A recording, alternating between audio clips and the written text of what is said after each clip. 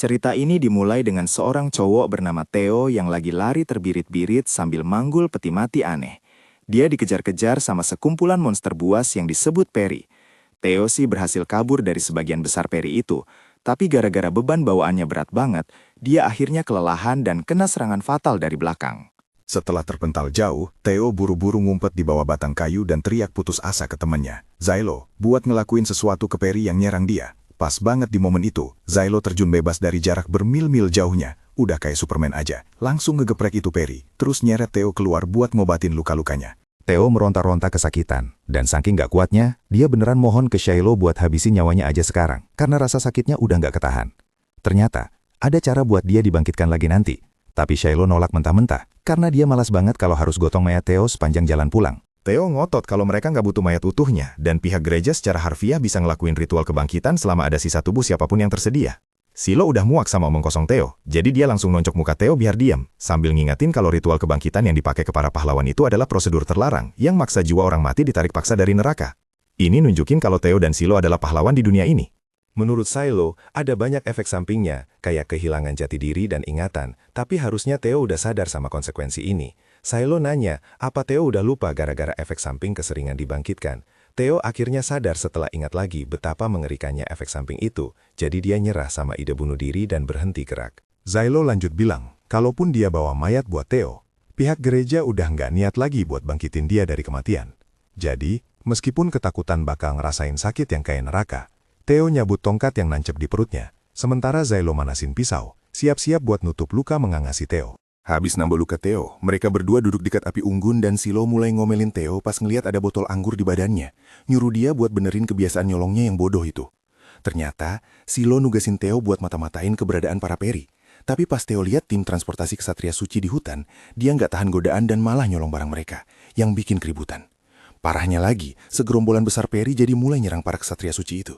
Di tengah kekacauan itu, Theo entah gimana caranya berhasil kabur dan nyasar ke sini.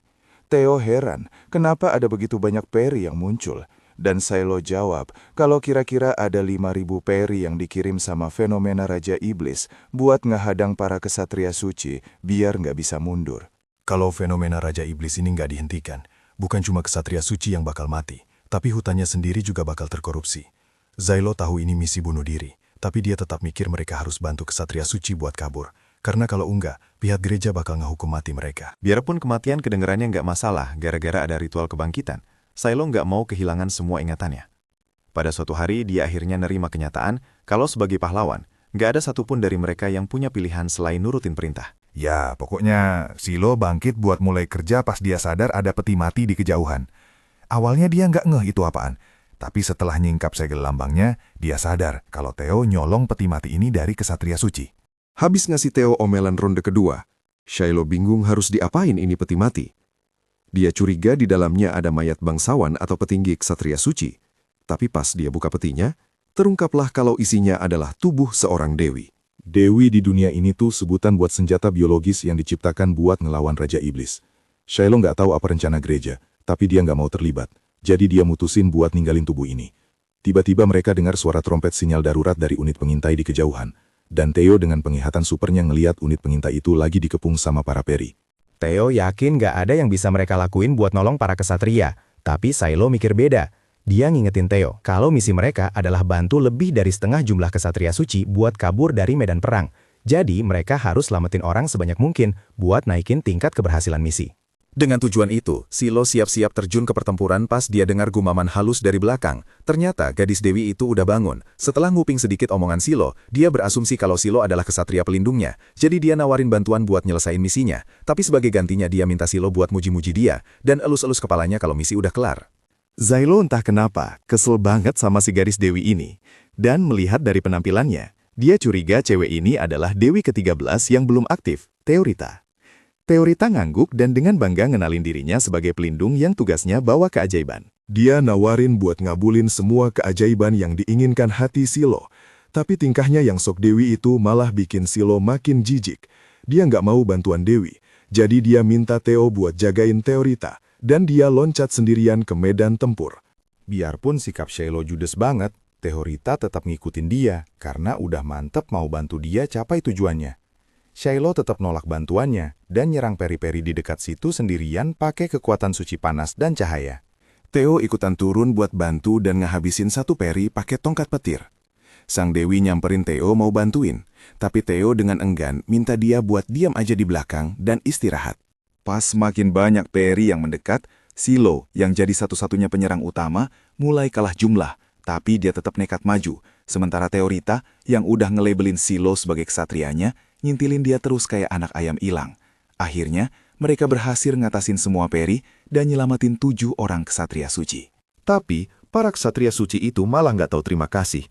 Setelah ngenalin Shiloh sebagai pahlawan hukuman, mereka bilang kalau diselamatin sama orang kayak Shiloh itu ngerusak kehormatan mereka. Mereka juga nuntut penjelasan kenapa Teorita ada bareng Silo, padahal harusnya dia dibawa sama tim transportasi.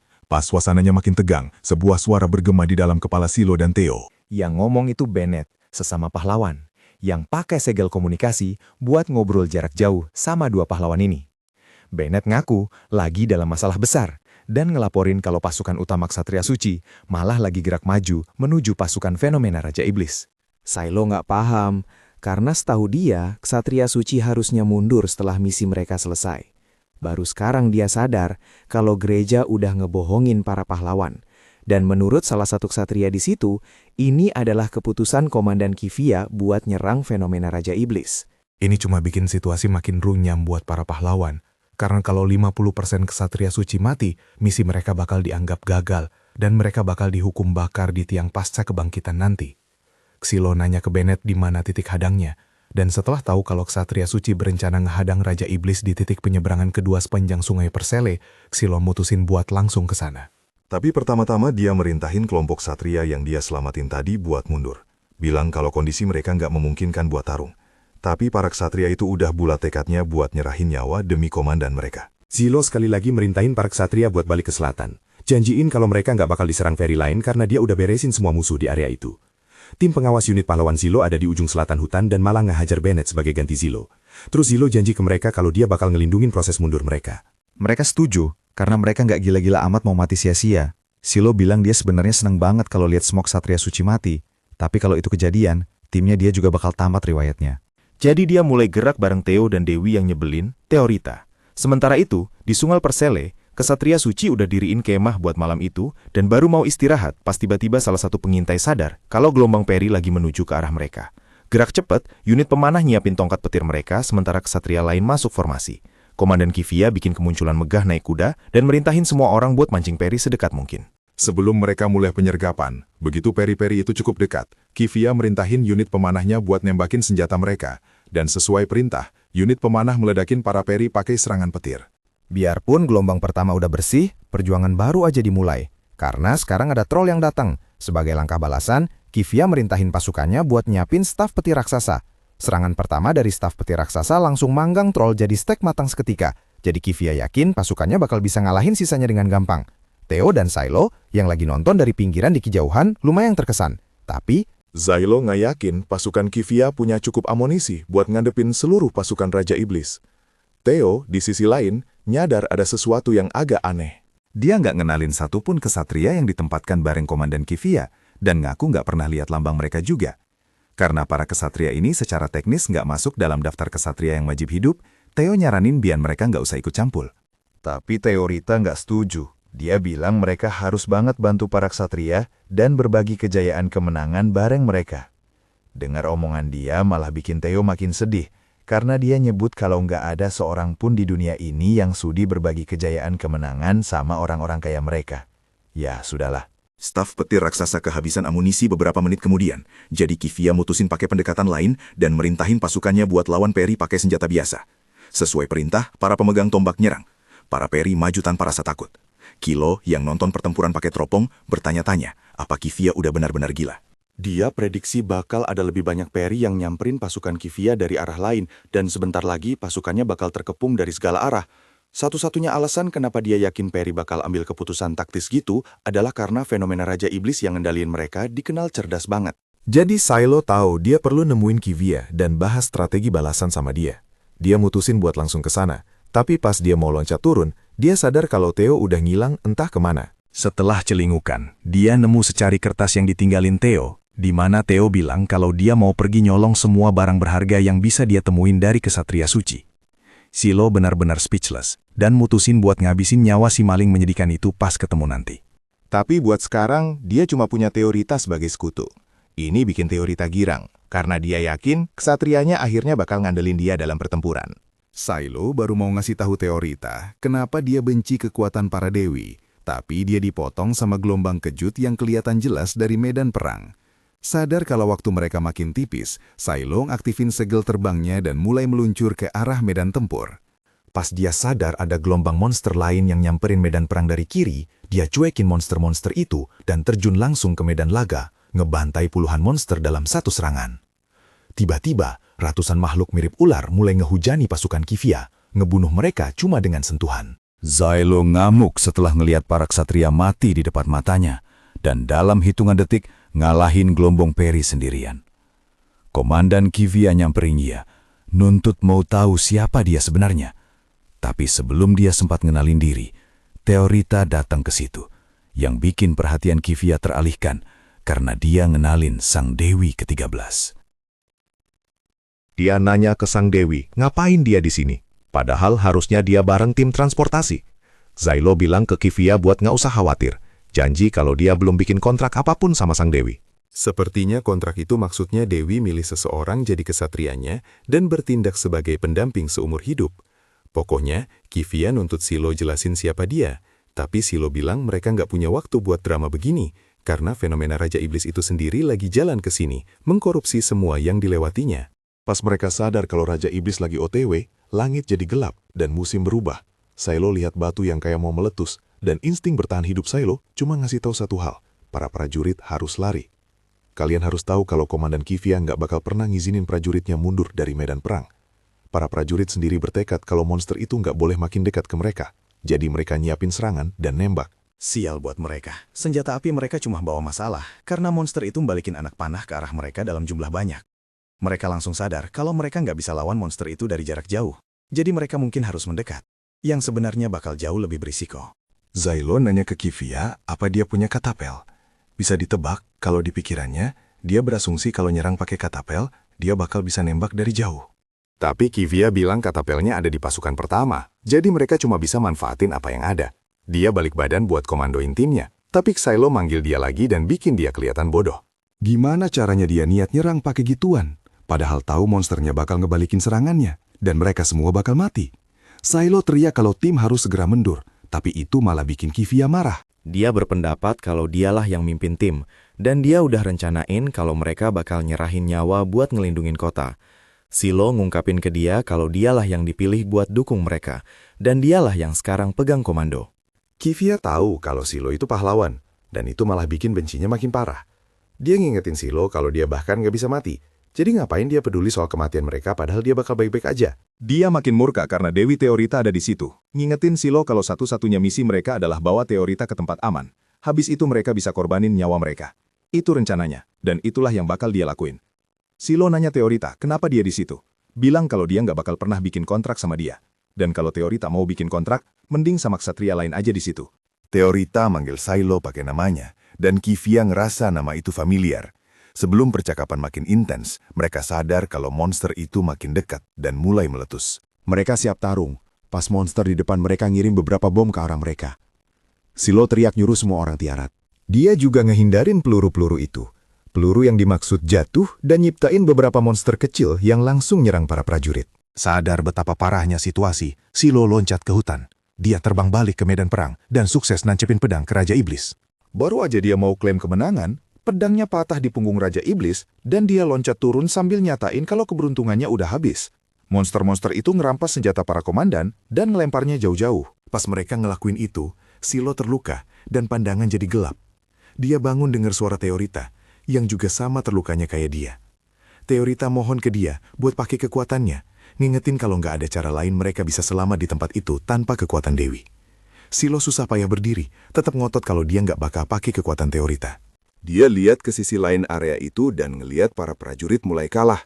Dia sadar mereka butuh kekuatan Dewi, dan karena dia kekeh nggak mau pakai, dia butuh orang lain buat makainya. Dia teriak ke Kifia dan mohon biar dia bikin ikatan sama Teorita, dan pakai kekuatannya. Tapi Kivia nggak bisa jawab. Dia langsung sadar kalau Kivia udah mati. Masalahnya udah di luar kendali, dan dia butuh Teorita. Dengan penuh penyesalan dia berdiri dan pergi buat bikin ikatan sama dia. Dia lepas sarung tangannya dan ambil pedangnya. Teorita nanya apa dia tahu cara bikin ikatan, dan Zylo bilang iya. Dia nyayat dirinya sendiri dan ngasih darahnya ke Teorita. Teorita nyium darahnya, dan Zylo masuk ke dalam kondisi trans. Pas dia sadar kembali, ikatan mereka udah terbentuk. Teorita nanya bagian mana dari kekuatannya yang dia butuhin, dan Zylo bilang dia mau ngasih pelajaran ke monster-monster itu biar lari ketakutan. Dengan mata yang nunjukin bayangan pedang, Teorita gabungin kekuatan sama Zylo, dan ngelempar pedang-pedang ke lapangan, ngehancurin semua monster. Kesatria lain pada syok, tapi Teorita malah kegiringan sama kekuatannya. Dia minta Xilo elus kepalanya dan muji dia, tapi Xilo tetap cuek bebek, jadi dia jalan pergi, bilang kalau mereka masih punya kerjaan. Dia ambil pedangnya dan ngingetin Teorita kalau masih ada beberapa peri yang harus dibunuh. Dia lempar pedangnya ke mereka, tapi dia butuh lebih banyak pedang. Dia teriak minta pedang ke Teorita, dan dia ngelempar pedang-pedang ke Silo, biarpun dia tetap ngotot mau dipuji, dan Silo harus ngasih itu. Silo nangkap pedang-pedang dari dia dan ngelemparnya ke peri-peri buat buka jalan. Pas dia jalan lebih jauh, dia lihat Kivia berdiri. Dia sadar kalau Kivia masih hidup, biarpun dia nggak peduli sedikit pun. Dia bilang ke Kivia buat ngalahin sisa-sisa peri, dan urusin kesatria yang terluka. Kivia natap dia dengan tatapan aneh. Heran kenapa seorang pahlawan rendahan merintah-merintah dia. Silo bilang ini demi kelangsungan hidup mereka. Dia nyatain kalau dia bakal ngalahin Raja Iblis. Dan entah itu pujian atau hukuman yang pantas dia terima pas dia balik hidup-hidup nanti, mereka harus ngasih itu ke dia. Dia gendong Teorita dan mereka berdua jalan menuju Raja Iblis buat ngalahinnya. Pas makin dekat, beberapa peri nyerang mereka. Dia ambil pedangnya dan ngalahin mereka satu persatu. Teorita minta diizinin ikut tarung juga, tapi Silo nolak dan klaim kalau dia punya semua taktik buat menang. Dia terus lawan peri sambil maju, dan sebentar lagi mereka makin dekat sama Raja Iblis. Pemandangan Raja Iblis itu bikin Teorita ngeri. Yang aku nggak takut, karena ini juga mimpi lamanya buat ngalahin Raja Iblis. Pakai pedangnya buat buka jalan. Silo ngikutin jalur Raja Iblis sampai dia ada di depan mukanya. Teorita nanya apa dia harus nyerang sekarang, tapi Silo bilang enggak. Dia nyerang Raja Iblis lagi, dan Raja Iblis ngelepasin lebih banyak peri. Lama-lama mereka dikepung sama peri. Jadi Teorita nanya ke dia apa dia boleh nyerang kalau diizinkan. Dia pakai kekuatannya ke peri-peri itu dan ngehancurin sebagian besar dari mereka. Terus dia lanjut serangan kedua, bilang ke Xilo kalau dia tahu apa yang Silo mau. Karena sebagai dewi, Teorita nyiptain pedang yang hebat banget buat dia. Pedang yang persis dia pikirin buat ngalahin Raja Iblis. Dengan gabungan kekuatan mereka berdua, Xilo loncat ke arah Raja Iblis buat ngalahinnya. Dia sukses nancepin pedang yang bersinar api itu ke Raja Iblis. Terus mereka berdua loncat menjauh. Kalian pasti tahu kalau Raja Iblis nggak bakal nerima kekalahan segampang itu. Silo lihat ke depan dan lihat fenomena iblis itu meletus lagi. Dan kali ini, serangannya ngarah ke Teorita langsung. Silo teriak manggil namanya dan ngelindungi dia. Dia nerima serangan itu demi Teorita, dan jatuh. Mereka ketemu lagi di sisi lain lapangan, dan Teorita teriak manggil namanya buat mastiin dia masih hidup dan baik-baik aja. Dia mohon Silo buat bangun, ngingetin kalau dia udah ngorbanin diri demi dia. Tiba-tiba Theo yang tadi ngilang balik lagi dan Silo bangun. Pas dia bangun, dia lihat Theo bawa segel sihir, semacam bom yang bisa dipakai buat ngehancurin apa aja. Dia berasumsi Theo nyolong itu, kayak biasa, dan nanya Theo abis dari mana. Theo nyangkal nyolong, ngaku kalau dia ada di depan rumah dan segel itu nemuin dia di sana. Bodoh amat lah, nyolong itu hal bagus, apalagi di waktu genting gini buat Silo. Dia ambil segelnya dan langsung loncat ke Raja Iblis. Dia tempelin segel itu di monsternya dan loncat pergi. Dia suruh Theo dan Teorita buat loncat bareng dia. Raja Iblis meledak dan peri-peri mulai ngilang. Dia bilang ke Teorita itu karena sumber fenomena iblisnya udah mati. Dia udah biasa bunuh Raja Iblis, jadi ini bukan hal baru buat dia. Pas dia pulih, Teorita nyamperin dia, ngingetin kalau dia sukses ngalahin Raja Iblis berkat kekuatannya. Jadi dia nunggu pujiannya. Dia nundukin kepala, mikir Silo bakal ngepuk kepalanya. Malah Silo cuma bilang, kerja bagus udah bertahan hidup. Teorita shock. Heran apa bertahan hidup doang pantas disyukuri buat seorang dewi. Dan Silo bilang, iya, bertahan hidup dan ngalahin Raja Iblis itu cukup buat dapat apresiasi. Entah sebagai pahlawan kesatria atau dewi. Terlepas dari semua omongannya, Teorita tetap mau pujiannya. Jadi Silo nepuk kepalanya buat ngapresiasi dia. Dan pas ngelakuin itu, dia dapat kilas balik ingatan tentang dewi yang dulu pernah bikin kontrak sama dia. Di momen itu Kivia balik bareng kesatrianya. Dia sekarang ngenalin sepenuhnya siapa Zylo dan juga Theo. Dia bacain kejahatan mereka. Yang pertama adalah Theo nyolong Dewi dan juga segel sihir itu. Terus, tanpa perintah, Zylo bikin kontrak sama Dewi Curian dan bunuh Raja Iblis cuma demi pujian. Zylo nggak repot-repot bela diri. Kivia bilang ke Teorita kalau dia harusnya dibawa ke benteng Galtor dan kalau dia itu barang curian. Teorita nggak peduli. Dia klaim ini takdir. Dan saat itu, satu-satunya ksatria yang dia mau cuma Zylo, dan mereka bisa lepasin dia dalam keadaan syok. Kivia bilang ke Teorita kalau dia nggak tahu kejahatan apa yang udah Zylo lakuin. Dia ngungkapin kalau Shiloh dihukum karena dia ngebunuh seorang dewi. Dalam kilas balik, Shiloh ditunjukin sebagai terdakwa di kuil atas sebuah kejahatan. Hakim bacain kejahatannya. Waktu itu dia adalah kesatria yang mimpin pasukannya. Mereka klaim kalau dia pergi ngelawan 11 fenomena iblis tanpa otorisasi apapun. Pas mereka tanya apa dia ngelawan Raja Iblis, dia ngaku kalau dia ngelakuinnya.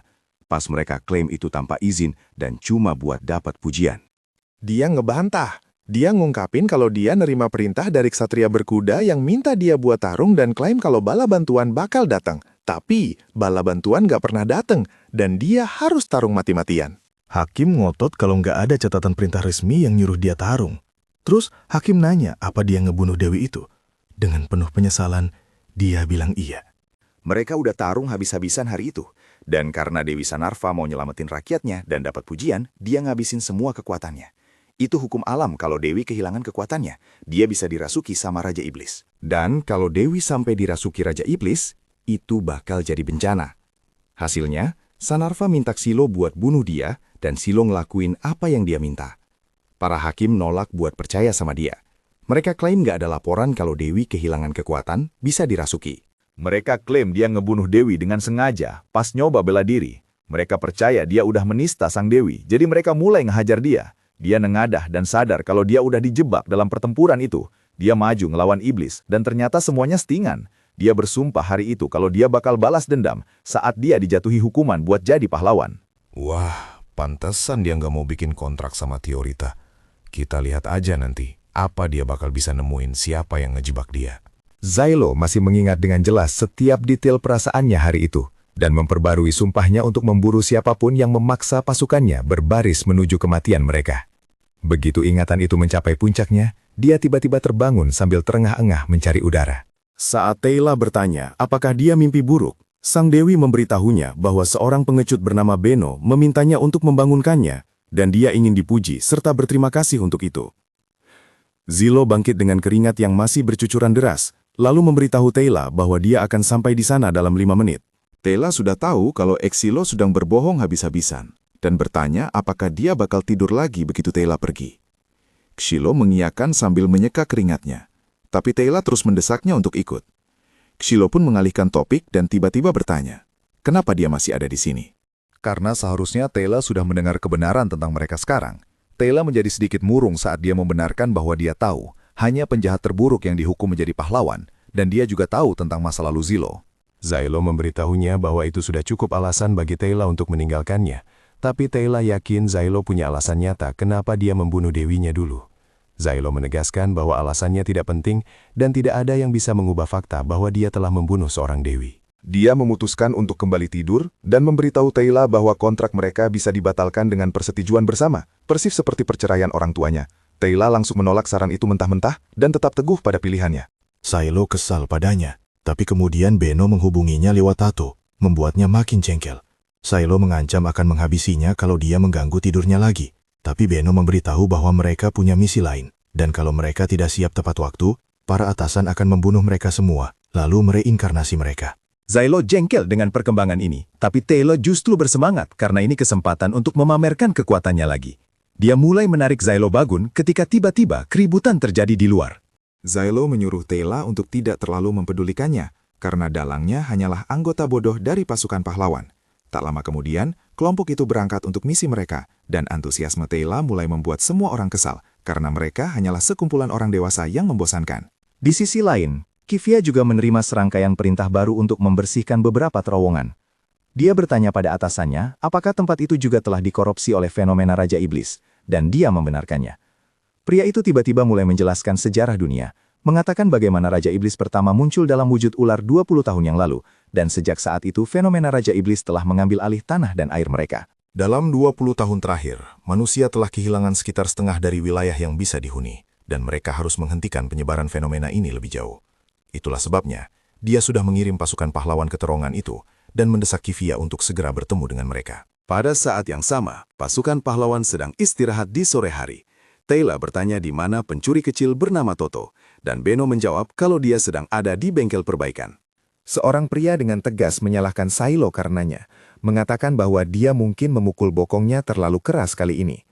Dia bilang sebagai rakyat setianya, mereka harus saling menjaga dengan lebih baik, dan Silo hanya mengangguk sebagai jawaban, memanggil pria itu dengan sebutan yang mulia. Teyla jadi penasaran dengan pria itu sekarang, dan Silo memberitahunya bahwa pria besar bernama Norgal itu adalah bos terakhir yang halu karena dia pikir dia adalah raja dari kerajaan federasi. Dia membantai banyak orang yang dia kira memberontak melawannya, yang dihitung sebagai serangan teroris, dan itulah sebabnya dia dihukum menjadi pahlawan. Teyla takut mendengar bahwa ada teroris bersertifikat di tengah-tengah mereka, lalu dia menunjuk ke arah pria mirip zombie di sudut yang sedang menatap bulan tanpa pikiran. Silo menjawab bahwa dia adalah Tetsuya, dan dia sudah berada di kelompok pahlawan lebih lama dari siapapun. Mereka bahkan tidak tahu apa kejahatannya, dan dia sudah dibangkitkan berkali-kali sampai kehilangan sebagian besar ingatan dan jati dirinya. Silo bilang mereka juga akan berakhir seperti dia kalau tidak hati-hati, dan dia kesal karena ini adalah realitas tak terelakkan bagi mereka. Segera setelah itu, pasukan pahlawan mencapai kota dekat terowongan, dan penduduk di sana tidak senang melihat mereka. Mereka duduk di sudut yang sepi, dan Beno memberitahu Teyla bahwa orang-orang di sini terlihat sangat tegang, karena fenomena Raja Iblis hampir menelan kota mereka. Dia melihat seorang wanita berbicara dengan ksatria suci, dan Beno berkata bahwa biasanya semua orang harusnya sudah dievakuasi dari tempat ini sekarang, jadi mencurigakan sekali masih banyak orang di sini. Di sisi lain, Silo menuju ke toko pandai besi untuk meminta beberapa alat gali yang bisa membantu mereka membersihkan terowongan lebih cepat. Wanita yang menjaga toko mulai menangis, mengatakan tidak ada gunanya melakukan itu sekarang, dan bertanya, kenapa mereka tidak datang lebih cepat. Tepat saat itu, seorang gadis kecil mendekati Silo dan menunjuk ke arah terowongan. Silo berterima kasih padanya, dan mulai berjalan pergi. Tapi kemudian gadis itu bertanya, apakah ayahnya akan pulang hari ini. Kata-katanya memaksa Silo berhenti, dan gadis itu mulai menangis, sambil berkata bahwa hari ini adalah ulang tahunnya, dan ayahnya berjanji akan ada di sana untuknya. Silo pergi diam-diam, tidak tega memberitahu gadis itu bahwa ayahnya sama seperti ayahnya sendiri, dan dia tidak akan pernah pulang. Tak lama kemudian, Silo memimpin pasukannya ke terowongan, yang dulunya adalah tambang besi makmur sebelum fenomena Raja Iblis mengkorupsinya. Teyla penasaran tentang banyak hal, dan pertanyaan pertama yang dia ajukan adalah tentang segel suci. Silo memberitahunya bahwa orang-orang di kuil bilang segel suci adalah pengetahuan yang diberikan oleh para dewa. Beno memberitahunya bahwa segel suci adalah spesialisasi Norgal, dan dia adalah jenius yang bisa memecahkan rumus rumit lebih cepat daripada satu tim yang berisi orang pintar. Norgal menjelaskan bahwa segel suci ditenagai oleh sinar matahari dan diaktifkan oleh kekuatan hidup serta tekad penggunanya. Dia memberikan demo dengan menyalakan lentera menggunakan segel suci, dan Teyla benar-benar terkesan dengan ini. Sementara itu, Beno mulai memikirkan misi yang ada di depan mata. Menurut intel yang mereka terima, sebulan yang lalu para penambang tiba-tiba berubah menjadi monster, bukan karena Halloween, tapi karena mereka dikorupsi oleh fenomena Raja Iblis. Mereka mulai menyerang orang tanpa pandang bulu, dan pihak kuil percaya bahwa Raja Iblis ke-51 yang mengendalikan mereka. Misi mereka adalah membuka jalan bagi ksatria suci, agar mereka bisa menghabisi Raja Iblis dengan infanteri berat mereka. Begitu mereka mencapai pintu masuk terowongan, Beno memberitahu Silo bahwa sebagai komandan mereka, dia seharusnya tinggal di kota dan berkoordinasi dengan ksatria suci. Dia girang banget karena tidak perlu kerja keras di terowongan dan cepat-cepat kabur, menyuruh Silo untuk melakukan yang terbaik. Tak lama kemudian, Silo dan yang lain mulai menggali terowongan untuk membuka jalan, dan Teyla menawarkan diri untuk membantunya, tapi Silo menyuruhnya duduk, karena dia tidak bisa membuang stamina seorang dewi untuk pekerjaan kasar semacam ini. Tepat saat itu, Kivia tiba di sana, dan setelah menyindir Silo, dia bertanya pada Teyla apakah dia mau beristirahat dengan nyaman bersama para ksatria suci. Teyla menolak, karena dia ingin melihat Silo bekerja, dan sebelum Kivia bisa mencoba meyakinkannya, Norgal bangkit dan menyatakan bahwa sebagai raja adalah tugasnya untuk memastikan keinginan rakyatnya dihormati. Kivia tercengang dengan sikapnya, dan bertanya pada Silo, Apakah orang ini kehilangan akal sehatnya karena terlalu sering dibangkitkan? Dan dia menjawab bahwa Norgal memang sudah gila dari sananya. Kivia membiarkan hal itu dan kemudian bertanya pada Xilo, kenapa dia tidak menjelaskan bahwa Toto lah yang mencuri sang dewi. Xilo menjawab bahwa tidak ada yang akan percaya padanya, dan Kivia memerintahkannya untuk menceritakan semuanya padanya setiap kali mereka bekerja sama. Dia mengiyakan sebelum mengatakan bahwa misi yang diberikan pada mereka kali ini benar-benar omong kosong. Dia mengklaim bahwa biasanya tambang yang terkorupsi akan dibiarkan tertutup, terutama dalam cuaca dingin seperti ini. Tapi jika kuil mengirim mereka ke sini untuk membukanya, pasti ada alasan khusus di baliknya. Dia ingin tahu apa yang direncanakan para bajingan di kuil itu, percaya bahwa mereka berencana menggunakan Teyla sebagai senjata di sini. Kivia menyuruhnya berhenti menjadi penganut teori konspirasi dan fokus pada pekerjaannya, dan itu justru makin mencurigakan bagi Xilo. Tak lama kemudian, dia berhasil menggali jalan melalui sumbatan, dan seketika segerombolan monster menyerbu mereka. Xilo memerintahkan semua orang untuk mundur, tapi si pria zombie malah maju menerjang sambil menebas monster dengan kapak perangnya. Segerombolan monster muncul dari tanah, dan Xilo menggunakan pisau peledaknya pada mereka. Tapi kerusakan pada tambang membuatnya khawatir, jadi dia memutuskan untuk menyerahkan pembasmian monster pada Tetsuya. Zombie yang mengamuk pada para monster, mencincang mereka tanpa butuh bantuan. Itu memungkinkan sisa kelompok untuk masuk ke tambang, dan mereka menemukan bahwa korupsi telah menyebar dengan stabil menuju pintu keluar. Xilo mengatakan bahwa mereka perlu memasang penghalang untuk menghentikan fenomena itu, dan Teyla menjadi bersemangat karena dia bisa berkontribusi. Xilo memutuskan untuk membiarkannya membantu dan mengajarinya cara memalu paku besar ke tanah. Teyla bertanya tentang misi berikutnya, dan dia menjawab bahwa dia harus menyiapkan peti perbekalan untuk Ksatria Suci. Tiba-tiba dia mendengar suara kedebu keras. Dia berbalik dan menemukan peti perbekalan yang berkilauan, dan Norgal dengan bangga menyatakan bahwa jebakan di sekitarnya adalah salah satu karya terbaiknya. Dia melempar batu di dekat peti, dan tiba-tiba sejumlah jebakan gila aktif untuk melindunginya. Xilo terkesan dan bertanya, bagaimana para ksatria akan menonaktifkan jebakan untuk mendapatkan perbekalan mereka? Dan Norgal dengan bangga mengumumkan bahwa tidak ada yang bisa menonaktifkan jebakan itu, dan para ksatria akan mati semua kecuali mereka punya kunci peti itu. Xilo segera mengambil kunci dari penemu gila itu dan menyuruhnya mematikan semua jebakan, sementara Norgal menyuruhnya menjauh karena menyerang seorang raja adalah pengkhianatan, dan dia bisa dideportasi karenanya. Situasi mereda tak lama setelah itu dan para pahlawan mengambil istirahat makan siang, di mana Teyla mencoba mendapatkan pujian Xilo dengan membuatkan bola nasi untuknya. Dia bertanya apakah misi mereka berjalan lancar, dan Xilo membenarkan, mengatakan bahwa mereka tampaknya sudah cukup dekat dengan Raja Iblis. Teyla menyarankan agar mereka berdua mengalahkan Raja Iblis sendiri, tapi Xilo menolak saran itu mentah-mentah, mengatakan bahwa itu pekerjaan yang sangat merepotkan, dan mereka tidak punya perintah untuk melakukannya. Teyla masih menginginkan kejayaan dari mengalahkan Raja Iblis, dan Xilo menyuruhnya bergabung dengan Ksatria Suci kalau dia mau itu. Dewi rendahan itu marah mendengarnya, dan memberitahunya bahwa dia perlu diakui dan dipuji oleh Xilo. Kalau tidak, dia tidak akan pernah puas. Tepat saat itu mereka mendapat sinyal darurat dari Ksatria Suci, yang sedang diserang oleh monster, dan mereka segera bergegas membantu. Para Ksatria Suci sedang didesak mundur oleh para penambang yang telah berubah menjadi monster, dan Kivia entah bagaimana memimpin pertarungan dengan menghabisi monster menggunakan tombak petirnya. Saat Xilo dan yang lain mencapai lokasinya, mereka menemukan situasinya mengerikan dan banyak Ksatria Suci sudah kehilangan nyawa. Kivia juga berada dalam posisi yang tidak menguntungkan sekarang, dan Xilo memintanya memberi perintah untuk membantu. Dia menyuruh Xilo untuk menyerang monster dari samping supaya Ksatria Suci bisa maju. Dan begitu mendengar ini, si pria zombie langsung menerjang maju, menebas para monster. Xilo juga bersiap untuk beraksi. Tapi Teyla mulai ragu saat dia menyadari bahwa monster di depan mereka adalah manusia, dan keluarga mereka masih menunggu kepulangan mereka. Xilo memberitahunya bahwa mereka tidak akan pernah bisa kembali normal, dan setidaknya yang bisa mereka lakukan adalah mengakhiri penderitaan mereka. Dia tiba-tiba melempar pisau peledaknya ke arah monster, menjatuhkan banyak dari mereka sekaligus. Kivia menggunakan kesempatan ini untuk melancarkan serangan habis-habisan pada monster, dan pertarungan berakhir cepat dengan itu.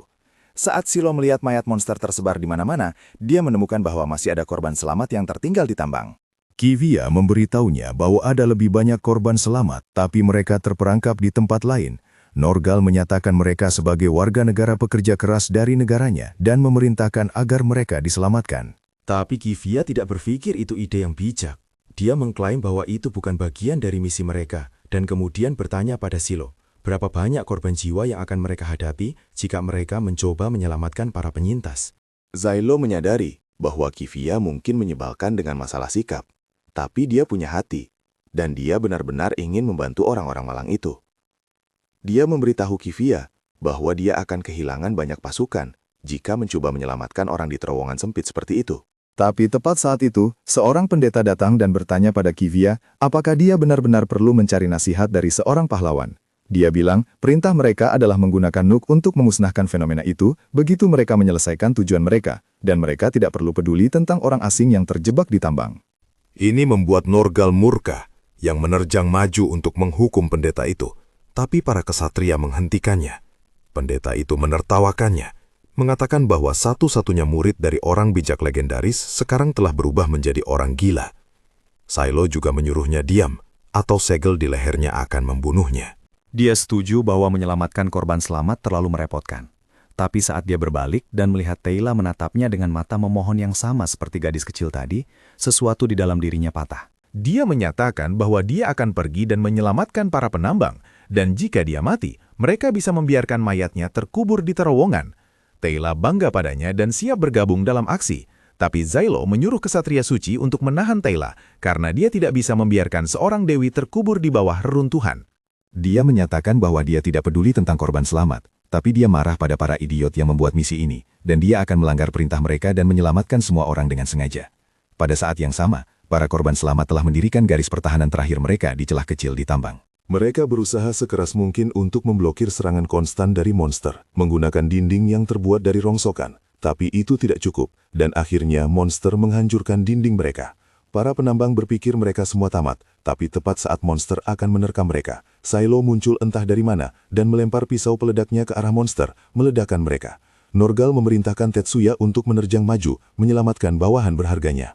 Dan pria zombie itu berlari menuju monster, menebas mereka dengan kapak perangnya.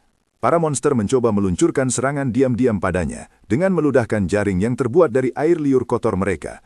Tapi Tetsuya terlalu cepat untuk itu dan benar-benar menghancurkan jaring tersebut. Dia kemudian menerjang ke arah monster yang mencoba menyergapnya dan mencincang mereka menjadi 100 kepingan kecil.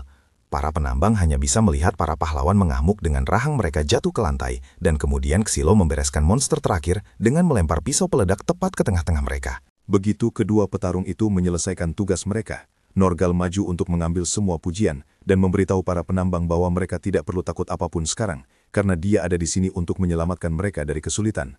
Para penambang lega mengetahui bantuan akhirnya datang untuk mereka, dan Zilo memberitahu mereka bahwa mereka harus bersyukur, karena jika hanya ada kesatria suci di gua ini, mereka pasti sudah binasa. Dia kemudian menyuruh para penambang untuk mengambil senjata apapun yang bisa mereka temukan, karena Yang Mulia Norgal, raja dari negeri Halu, adalah spesialis segel suci.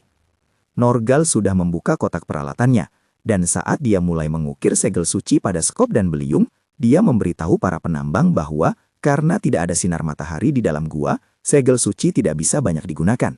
Jumlah energi yang tersimpan di dalam seseorang habis dengan cepat, dan mereka tidak bisa menggunakan segel suci terlalu lama. Tapi karena dialah yang membuat segelnya, segel-segel itu jauh lebih hemat energi dan bisa bertahan lebih lama. Dia kemudian bertanya pada Silo, berapa lama mereka bisa bertarung? Dan Zylo melihat ke Gesper di jubahnya untuk menjawab bahwa mereka masih punya sedikit energi. Seorang penambang penasaran dengan Gesper itu, dan Zylo memberitahunya bahwa alat itu mengukur berapa banyak energi yang tersisa di tubuhnya. Norgal mulai memuji Zylo, mengatakan bahwa dia bisa menyimpan jauh lebih banyak energi dibandingkan prajurit biasa. Itulah yang membuatnya menjadi pengawal elitnya. Zylo mengikuti delusi Norgal dan berterima kasih padanya. Tapi dia tahu bahwa meskipun baterainya besar, dia tidak bisa terus bertarung terlalu lama. Kemudian dia mengobrol dengan seorang penambang veteran yang mengutuk pihak berwenang karena tidak memberitahu mereka tentang fenomena itu tepat waktu. Silo mengatakan bahwa dia mengharapkan lebih banyak korban selamat, dan penambang itu menjawab bahwa awalnya ada sekitar 50 orang, tapi kemudian seorang lelaki tua pikun keluar karena dia mendengar suara-suara, dan ketika dia kembali, dia sudah berubah menjadi monster. Tepat saat itu, suara menggelegar Norgal memotong mereka, bertanya apakah semua orang sudah siap dengan senjata. Dia menyuruh semua orang untuk mengikuti Tetsuya, sambil memerintahkan Silo untuk menjadi penjaga belakang dan memastikan mereka tidak diserang dari belakang. Silo setuju dengan rencananya, dan Norgal berjanji akan menjadikannya panglima tertinggi pasukan kerajaannya. Begitu mereka kembali ke tempat aman, tiba-tiba gua mulai berguncang, dan Zilo menyadari bahwa mereka dalam masalah. Detik berikutnya, segerombolan monster keluar dari tanah, dan para penambang mulai panik. Zilo menyuruh mereka untuk bangkit dan bertarung, tapi para penambang tidak punya keberanian untuk menghadapi begitu banyak monster. Zilo menyadari bahwa mereka mungkin benar-benar mati di sini. Saat mencoba melindungi warga sipil, dan Norgal siap untuk itu, dia memerintahkan Zilo untuk menjadi orang pertama yang mati, sementara dia akan menjadi yang kedua, dan pria zombie akan jadi yang terakhir, untuk mati demi melindungi warga sipil dengan segala cara. Untungnya, hal itu tidak terjadi, dan dengan bantuan para penambang, Zilo dan yang lain berhasil mengalahkan semua monster. Namun para penambang sudah kelelahan dan ketakutan sekarang, dan mereka bahkan tidak bisa mengumpulkan tenaga untuk bangkit kembali. Zilo mencoba mendidik mereka dengan keras seperti instruktur tentara, tapi Norgal benar-benar punya kualitas kepemimpinan untuk menyebut dirinya raja. Dia memberitahu para penambang bahwa mereka adalah pria pemberani yang telah bekerja keras demi kemakmuran kerajaan, dan monster rendahan tidak seharusnya menakuti mereka. Dia berkata bahwa orang pekerja keras seperti mereka harus dihargai dengan kehidupan yang damai dan menyatakan bahwa tidak ada yang akan ditinggalkan. Kata-katanya menginspirasi para penambang yang setuju untuk melakukan yang terbaik, meskipun tahu bahwa penyelamat mereka adalah pahlawan, para penjahat terburuk di dunia. Namun, gelombang monster lain menyerang mereka tepat saat itu, dan Zilo menyuruh semua orang untuk bertahan. Para penambang panik saat monster mendekat, tapi ketika salah satu dari mereka melakukan upaya putus asa untuk melawan balik, dia menemukan bahwa alat mereka bisa dengan mudah memotong monster, berkat segel suci. Yang lain melihat itu juga, dan mulai bertarung dengan sungguh-sungguh. Tapi kemudian mandor mereka dijatuhkan ke tanah. Seekor monster hendak menerkamnya ketika tiba-tiba hujan pedang datang dari pintu masuk dan menghabisi semua monster dalam sekejap. Di belakangnya ada Teyla, terengah-engah dan berkeringat saat dia memberitahu semua orang bahwa dia agak terlambat. Tapi sekarang setelah dia ada di sini, mereka pasti akan selamat. Meskipun Silo tidak senang Teyla mengabaikan perintahnya dan datang ke area berbahaya ini, dia dengan bangga menyuruh para penambang untuk menghujaninya dengan pujian karena telah menyelamatkan nyawa mereka. Norgal adalah yang pertama berterima kasih padanya, dan kemudian dia menyuruh semua orang mengambil pedang supaya dia bisa mengukir segel suci di atasnya dan membuat penghalang yang tidak bisa dilewati monster. Silo kemudian mengkonfrontasi Teyla, bertanya kenapa dia ada di sini padahal kesatria suci seharusnya menjaganya. Teyla dengan bangga memberitahunya bahwa dia berhasil kabur dari mereka dan meminta Zilo memujinya karena menyelamatkan semua orang di situasi genting. Zilo menolak dan mulai memunguti pedang, dan Teyla bertanya apakah dia tidak memujinya karena dia datang terlambat. Dia bilang itu salah Zilo karena meninggalkannya, dan Zilo dengan jelas memberitahunya bahwa dia tidak punya rencana untuk memanfaatkannya. Teyla merasa kecewa mendengarnya dan bertanya, apa yang harus dia lakukan? Lalu Zilo menyuruhnya untuk tetap hidup dan tidak mencoba mengorbankan dirinya demi ide bodoh tentang kejayaan dan rasa terima kasih. Teyla tersenyum lembut mendengarnya dan berkata bahwa karena Zilo mengatakan hal-hal seperti ini, dia layak menerima pengorbanannya. Kata-katanya mulai menguak trauma mendalam di dalam diri Zilo, tapi Teyla melanjutkan monolognya, mengatakan bahwa dia tahu Zilo hanya khawatir tentang keselamatannya. Dia menyatakan bahwa kekhawatiran Zilo tidak ada gunanya, karena dia adalah seorang dewi, dan dia diciptakan untuk berguna bagi manusia. Dia tahu bahwa keinginan untuk menerima pujian dan terima kasih dari manusia adalah fitur bawaan baginya. Tapi dia tetap berhasrat untuk menjalani kehidupan yang mulia, dan bahkan Zilo tidak bisa menghentikannya dari itu. Zilo kesal dengan sifat keras kepalanya. Ketika tiba-tiba tanah mulai bergetar lagi, dia memerintahkan semua orang untuk masuk ke dalam penghalang, karena monster tidak bisa mendekati mereka dari bawah lewat cara ini. Dia juga menyuruh Teyla untuk tetap di belakang, tapi Teyla memberitahunya bahwa jika dia ingin menghentikannya mengorbankan diri, dia harus melakukan yang terbaik untuk melindunginya. Ksila sadar dia tidak bisa memenangkan debat dengan loli pirang itu, jadi dia memutuskan untuk melampiaskan kekesalannya pada monster. Sebagai gantinya, dia melempar pedang yang disihir dengan kekuatan segelnya ke arah monster, menebas mereka dan menyebabkan mereka meledak. Tapi kemudian tiba-tiba suara melengging tinggi memaksa semua orang berlutut. Ksilo tidak bisa memegang pedang lagi, dan para penambang jatuh ke tanah, menggeliat kesakitan. Tetsuya masih tetap dalam mode mengamuknya, meskipun suara itu menggetarkan otak semua orang, dan satu-satunya yang benar-benar tidak terpengaruh olehnya adalah Teyla. Dia menggunakan kekuatannya untuk melindungi Ksilo dari efek jeritan ultrasonik itu, memberitahunya bahwa sumber jeritan itu tidak lain adalah Raja Iblis. Tepat saat itu, tentakel mengerikan meletus dari tanah dan menyatu membentuk pohon besar. Di depan pohon itu, sesosok mumi tanaman muncul, dan Teyla mendengarnya berbicara seperti manusia. Norgal nyaris tidak bisa tetap sadar dalam situasi ini, tapi dia mengutuk Raja Iblis karena mencoba mencuri rakyat pekerja kerasnya darinya. Sementara itu, Silo memberitahu Teyla bahwa terlalu berbahaya untuk keluar dari lingkaran pelindung, Jadi mereka harus mendukung Tetsuya dari sini, karena dia tampaknya tidak terpengaruh oleh serangan Sonic dan sedang melawan Raja Iblis sendirian. Silo menyuruh Teyla membuat banyak pedang untuknya, dan dia dengan senang hati membantu. Dia memanggil puluhan pedang sekaligus, dan Silo melemparkannya ke tentakil Raja Iblis, meledakkannya untuk membuka jalan menuju tubuh utama Raja Iblis. Tetsuya terus menerjang maju, dengan satu-satunya tujuannya adalah penghancuran Raja Iblis. Tapi mumi tanaman itu menyadari bahwa dia mengeluarkan jeritan kuat lainnya, tapi itu tidak berpengaruh apa-apa pada orang Yang. Pada dasarnya sudah kehilangan kemampuan untuk memikirkan apapun. Silo terus mendukungnya dengan bantuan Teyla. Dan berkat rentetan pedang peledak yang terus-menerus, dia membuka jalan bagi Tetsuya untuk menyerang Raja Iblis. Mumi tanaman iblis itu tiba-tiba berubah menjadi cacing besar dan menyerang Tetsuya, tapi dia membelahnya jadi dua dan menghancurkan mumi tanaman itu. Namun segerombolan tentakel segera menangkapnya, dan Zilo menyadari bahwa mumi tanaman itu hanyalah umpan, dan Raja Iblis yang asli ada di tempat lain. Teyla telah menemukan tubuh utama Raja Iblis sementara itu, dan dia menunjuk ke arah bunga yang tumbuh keluar dari gua. Silo segera mengambil pedang untuk menghancurkannya, tapi sayangnya dia kehabisan energi pada saat yang tepat. Tepat saat itu, Kivia tiba di sana bersama Ksatria Suci untuk melindungi Teyla, tapi Raja Iblis melihat mereka dan mengeluarkan jeritan pengendali pikiran untuk membuat semua orang berlutut. Silo tidak bisa memperingatkan mereka cukup cepat, dan saat Kivia bertanya-tanya apa yang sedang terjadi, tentakel muncul dari tanah dan mulai menangkap para ksatria suci. Silo menyadari bahwa hanya ada satu hal yang bisa dia lakukan dalam situasi ini, dan dia bergegas keluar dari lingkaran pelindung, menebas tentakel Raja Iblis dengan pedang biasa. Namun, dia tidak bisa melakukan semuanya sendirian, dan Raja Iblis membongkar penghalang dan mulai menangkap para penambang. Silo bergegas menyelamatkan mereka. Tapi inilah saatnya bagi Norgal untuk melindungi rakyatnya, dan dia membebaskan diri dari tentakel menggunakan kekuatan kasar sebelum mengubah lenteranya menjadi penyembur api sungguhan dan menembakkan api biru yang kuat langsung ke inti Raja Iblis. Raja Iblis menerima kerusakan besar dari serangannya dan menjatuhkan para penambang, dan Silo menyuruh Norgal untuk menyelesaikan pekerjaan dengan membakar intinya. Namun, saat Norgal mencoba mengaktifkan lentera penyembur apinya lagi, Raja Iblis menangkap kakinya dan mengangkatnya tinggi-tinggi ke udara. Silo panik melihat ini dan bergegas mengambil lentera itu, tapi Raja Iblis juga mencoba merebutnya. Untungnya, Tetsuya datang di saat genting, dan dia menarik tubuh utama Raja Iblis menjauh dengan masuk ke mode overdrive. Para ksatria juga bisa bergerak sekarang, dan mereka memberitahu Shilo bahwa mereka akan melindungi Teyla dan warga sipil. Teyla melempar lentera padanya, menyuruhnya menyelesaikan pekerjaan itu, dan Shilo mengambil ancang-ancang. Tapi Raja Iblis sudah siap untuknya. Raja Iblis benar-benar memblokir penglihatannya dan bahkan membatasi gerakannya, membuat Silo benar-benar terdampar.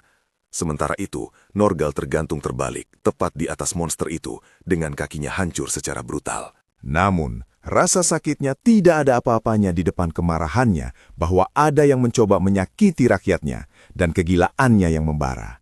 Dia memotong kakinya sendiri dan jatuh lurus ke arah inti Raja Iblis. Dia panik sesaat, tapi kemudian mendengar suara memanggil namanya, memberinya stabilitas dan kendali untuk mengarahkan pedangnya lurus ke mata Raja Iblis.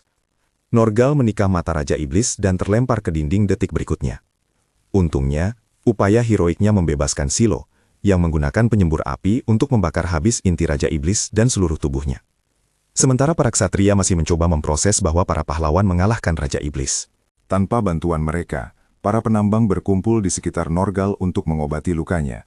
Meskipun terluka parah dan tidak sadarkan diri, Norgal terus bertanya pada semua orang apakah dia datang tepat waktu untuk melindungi rakyatnya kali ini. Tetsuya juga ambruk setelah mendorong tubuhnya melampaui batas, sementara Silo duduk diam bersama Teyla. Tak lama setelah itu, semua orang kembali ke kota, dan para penyintas bisa bersatu kembali dengan keluarga mereka yang sudah menunggu dengan cemas. Beno memberitahu Silo bahwa dia dan yang lain melakukan pekerjaan bagus.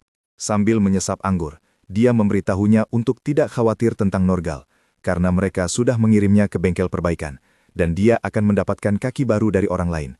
Silo berharap dia mendapatkan kaki yang bagus, karena dia menyelamatkan semua orang kali ini. Dia kemudian berbalik untuk melihat penduduk kota yang masih menghakimi para pahlawan.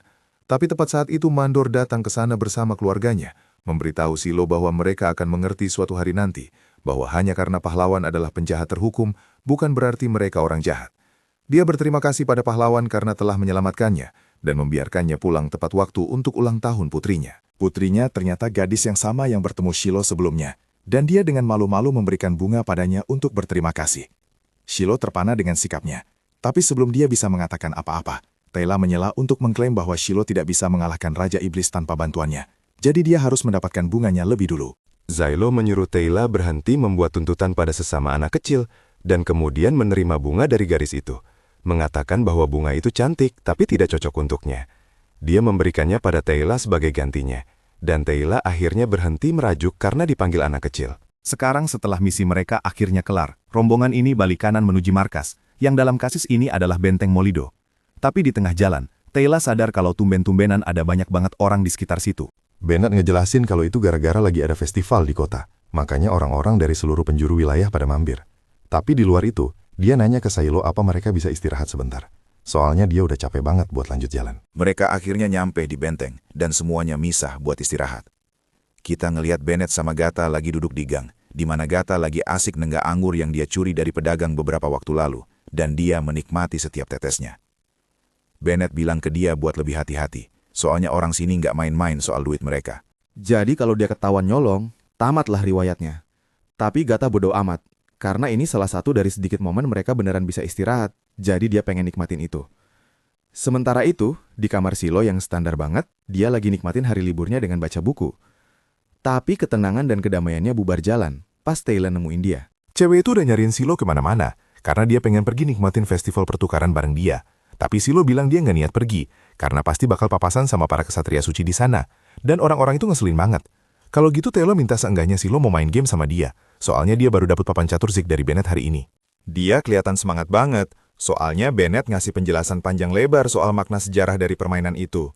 Tapi Shiloh bilang ke dia kalau ceritanya datang dari mulut Bennett, kemungkinan besar dia ngarang bebas semuanya. Lagian Shiloh lagi sibuk baca buku, jadi dia nggak punya waktu buat main board game sekarang. Teyla agak kaget, soalnya dia nggak nyangka Shiloh itu tipe orang yang suka banget baca.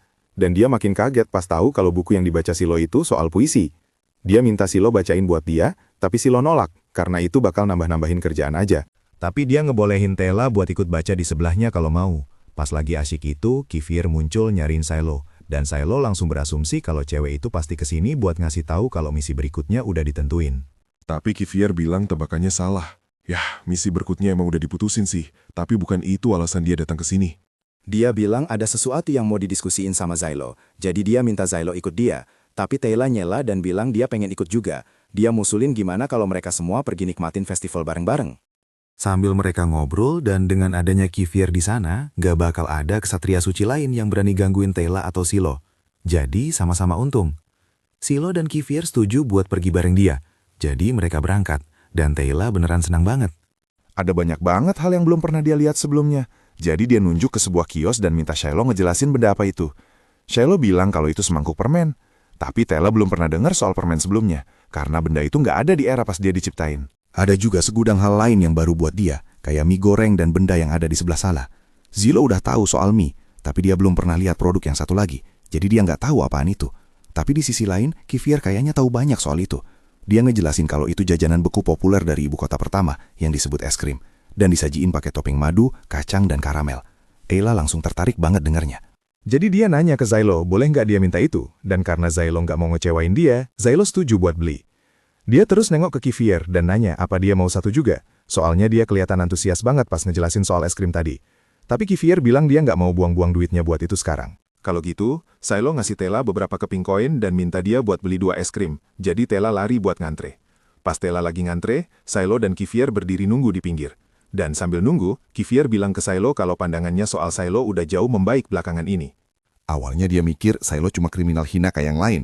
Tapi Zylo nyelamatin anak buahnya di pantai waktu itu. Dan dia ngeruhin nyawanya buat penduduk desa yang hampir ditelantarin. Dan mereka semua benar-benar berterima kasih sama dia. Zylo senang dengar usahanya diakuin, walau cuma dikit. Dan Kivir lanjut bilang kalau tindakan Zylo kemungkinan besar juga nyelamatin nyawa Teyla.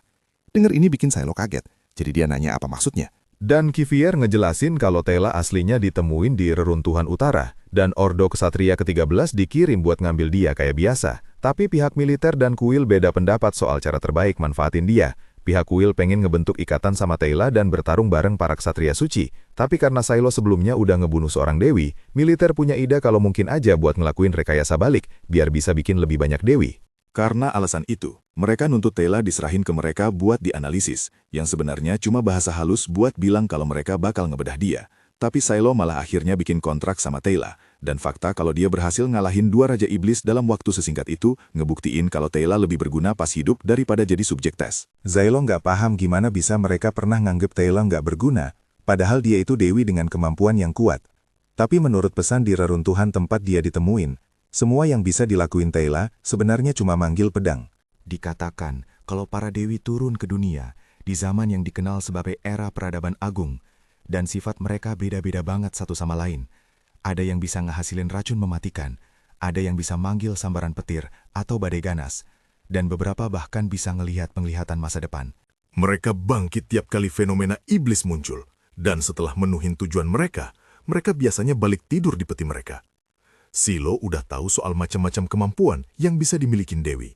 Dan kabarnya, Tatsuya pernah dipanggil dari dunia lain sama seorang dewi di satu masa. Tapi di luar itu, dibandingin sama kemampuan 12 dewi yang udah ditemuin sejauh ini, militer nganggap kekuatan manggil pedang milik Teyla itu inferior. Jadi mereka rela ngorbanin dia. Dan para kesatria nggak punya pilihan selain nurutin perintah itu. Yang jadi alasan kenapa mereka pengen ngorbanin diri mereka sendiri buat nebus dosa mereka. Silo minta Kivier buat ngasih detail tugas berikutnya secepat mungkin. Karena selama dia kerja bagus di misi itu, dia bakal ngebuktiin kegunaan Teyla ke militer. Jadi cewek itu nggak bakal dibedah. Kivier ngehargain tekad Silo, jadi dia ngasih tahu kalau misi berikutnya bakal nuntut dia dan yang lain buat mertahankan benteng ini. Nggak lama kemudian, Silo dan Bennett ketemu sama komandan misi, dan isinya kurang lebih sama kayak yang dibilang Kivier. Tapi ada satu masalah, si komandan nyuruh mereka mertahanin benteng dengan nyawa mereka. Tujuan misinya adalah mertahanin benteng sambil mancing Raja Iblis-Iblis ke area itu. Abis itu, serangan racun skala besar bakal dilepasin sama Dewi ke-9 buat ngalahin dia. Silo ngetawain ide itu, soalnya udah jelas kalau racun doa nggak cukup buat ngalahin Raja Iblis. Itu cuma bakal bikin dia masuk ke status mati suri buat sementara waktu. Dan komandan ngakuin kalau Silo benar. Tapi dia bilang revisi udah dibikin ke strateginya buat mastiin itu berhasil. Kali ini, mereka berencana ngubah benteng jadi ruang pembantaian terus-menerus buat si Raja Iblis. Jadi para pahlawan harus bertindak sebagai pertahanannya sampai mereka mati dalam prosesnya. Bennett angkat bicara dan nanya kenapa mereka nggak kabur aja habis sukses mancing Raja Iblis ke perangkap, daripada harus mati. Tapi si komandan cuma bilang kalau emang harus begitu caranya. Dan kalau ada satu aja dari mereka yang nyoba ninggalin benteng, maka seluruh pasukan bakal dieksekusi pakai segel suci di leher mereka. Silo nggak paham kenapa mereka sampai seniat itu buat mastiin semua pahlawan mati. Tapi terus dia ingat pendeta waktu itu. Dan dia pasti udah main belakang buat bikin ini kejadian karena dendam pribadinya. Tiba-tiba, Bennett dengan ceria ngumumin kalau dia dan timnya bakal dengan senang hati nerima misi itu dan mertahanin benteng dengan nyawa mereka. Tapi dia punya beberapa saran buat nyempurnain rencananya dikit. Pertama, dia mikir agak kontraproduktif kalau ngabisin seluruh tim cuma gara-gara satu orang nyoba kabur. Soalnya pasti bakal ada orang yang pengen cepet-cepet mati dan mereka bakal ngerusak seluruh rencana. Makanya, dia nyaranin aturannya diganti, jadi mereka cuma bakal dieksekusi kalau semua orang nyoba pergi, bukan cuma satu orang. Dia juga nyebutin karena Teyla itu setia banget sama Silo. Dia pasti pengen tetap ada di sisi cowok itu. Jadi dia nanya ke komandan, apa dia oke sama hal itu. Si komandan bilang dia nggak punya wewenang buat ngasih perintah ke seorang dewi. Tapi Kivier punya wewenang itu. Jadi Bennett minta Silo buat pergi ngomong sama cewek itu buat ngeresmiinnya. Tapi sebelum Silo pergi, dia nanya ke Bennett. Apa ada hal lain yang dia mau? Soalnya, dia bakal nyoba negosiasi sama komandan. Silo bilang, dia bakal butuh lebih banyak pasukan dan perbekalan kalau memungkinkan. Dan Bennett janji, bakal ngelakuin yang terbaik. Lagian, dia itu ahlinya ngeyakinin orang. Sebelum Bennett dijatuhi hukuman jadi pahlawan, dia itu penipu kelas kakap. Dan dia baru aja ketangkap. Dia udah ngelakuin beberapa jenis penipuan berbeda, termasuk nyoba ngejual kastil kerajaan ke sirkus. Dan dia hampir banget berhasil lolos. Tapi bukan itu alasan dia diadili di sini hari ini. Alasannya adalah ini. Koran kelas 3 yang dia tulis karena bosnya pengen dia nyebarin sedikit ketakutan di tengah masyarakat.